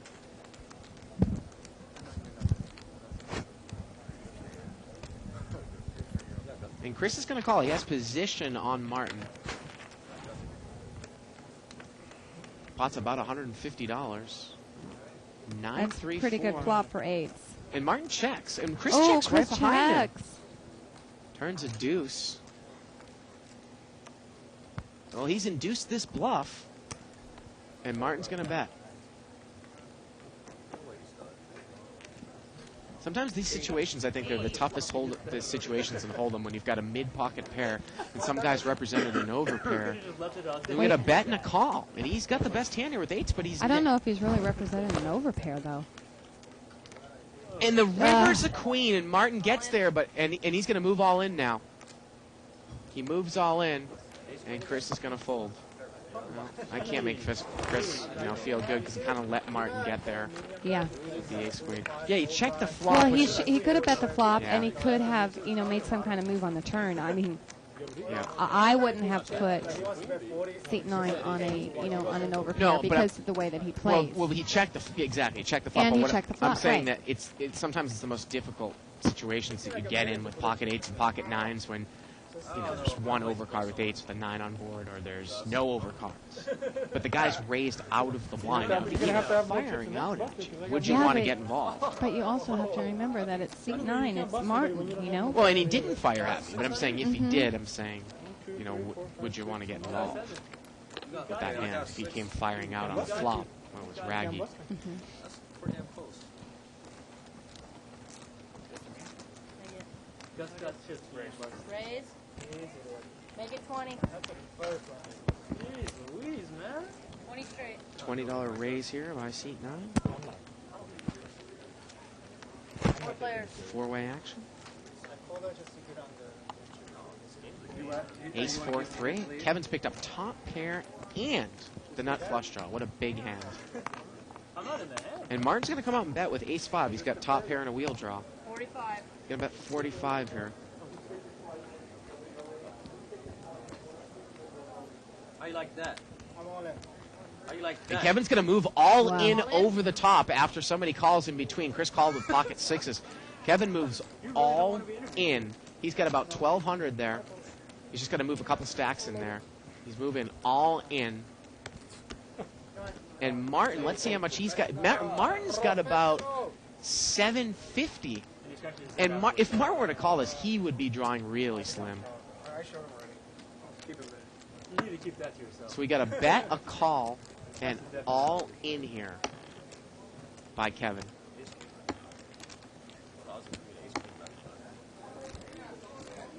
And I don't know why he's taking this long. He's thinking about a deuce coming. Right. Might not have the best hand, but I can get there if a deuce or a 5 comes. And I think what had happened actually was, I believe, and the turn is a 7, because Chris is all in. The river's a 10. I think what actually happened there, and we missed it, was that Martin bet, and I think Chris went all in for a little more, and then Kevin came over the top Correct. with Yeah. the ace-10 of spades. And Kevin ends up making 2 pair there on the river, and he takes it down. And he is definitely the big winner for tonight. We got about 5 minutes left in the show. Again, everybody join us. Mondays for limit night. Tuesdays for usually restricted buy-in, no limit, although we may do heads up something. next week. Wednesdays is our poker blue 50-100 night. Thursdays is 500 no limit unrestricted with 5-10 blinds. Fridays is our big unrestricted 10-20 no limit game, $1,000 minimum.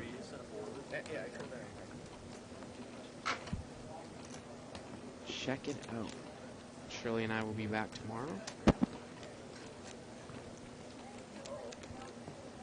for more exciting cash action.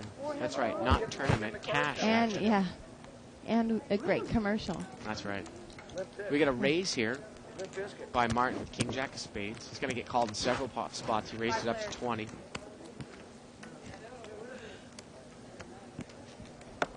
Five-way action. He's hit top pair. But Kevin has a better kicker. Kevin's got one of those, like I said, sometimes it's a trouble hand, king-queen, but he's going to bet. 75. He's going to bet 75. Now, if Martin comes over the top here, what do you do with king-queen? He's just going to call.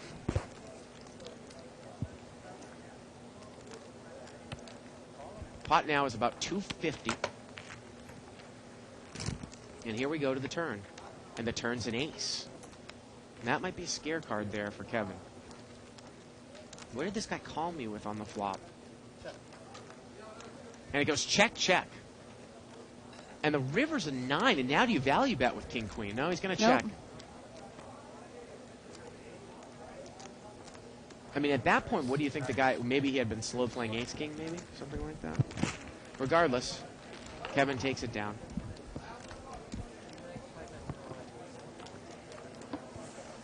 You got the interview again? Huh? Thank you. Got the interview last week. What did they ask you? What do I think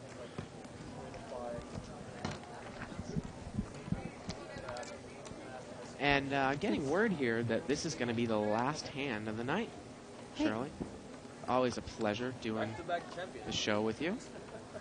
And that night that the Sheik was on, I'm getting word that it was with Doyle, Barry Greenstein, Jerry Buss, Gabe Kaplan. You put Gabe Kaplan. Cotter, which is Twan welcome Lee, back, Tim Cotter, Pham, and yeah. Gabe Kaplan. And one person asked if the bike has lock boxes for the pros. Well, I mean, we have lock boxes for not even, the pros, anybody with a lot of money that needs them. But for some reason, Twan still comes with his paper bag. Yeah. Or maybe he puts his paper bag in the lock box and then pulls it out of the lock box and brings it to the table. I don't Look know. at this. Kevin's got ace king, and it goes check, check here. And Alan had a flush draw, and now Alan picks up a pair on the turn, and Kevin's got the best hand with ace king, but Alan with the queen 10 with the queen of clubs. A bet here, and just And a he call. calls. So Kevin trying to play it tricky there. And the river's a jack. So Kevin still has the Yeah. best hand. And it gets checked down, and Kevin's going to take down another one. Wow.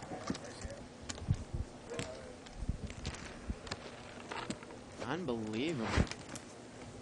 Well, that's going to do it for us tonight. Thank you very much for joining us. Again, stay tuned tomorrow night for our Yep. Poker Blue game.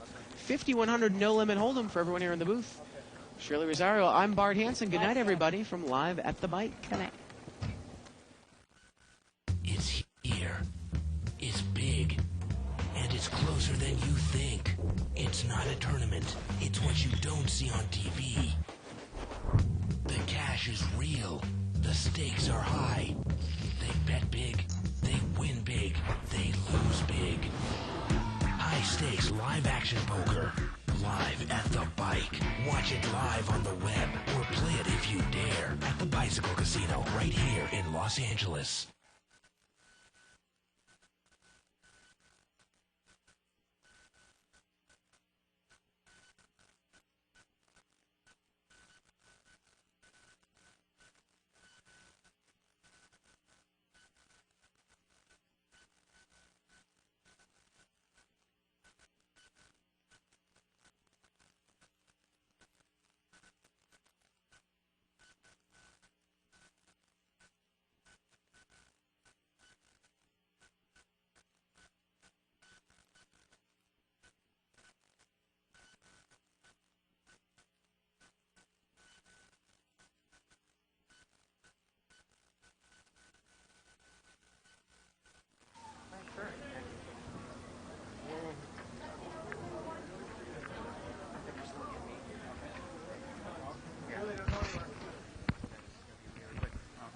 Just look at me, okay? Just turn like this. We're out here with our big winner, Kevin. And Kevin, you took down, boy, almost $800 or $900 tonight. Tell us, like, what your strategy was going in and how you adjusted to the tightness of the table. Tightness of the table. Well, basically, I was very lucky to get some very, very good starting hands. And every time I got them, I was able to hit the flop or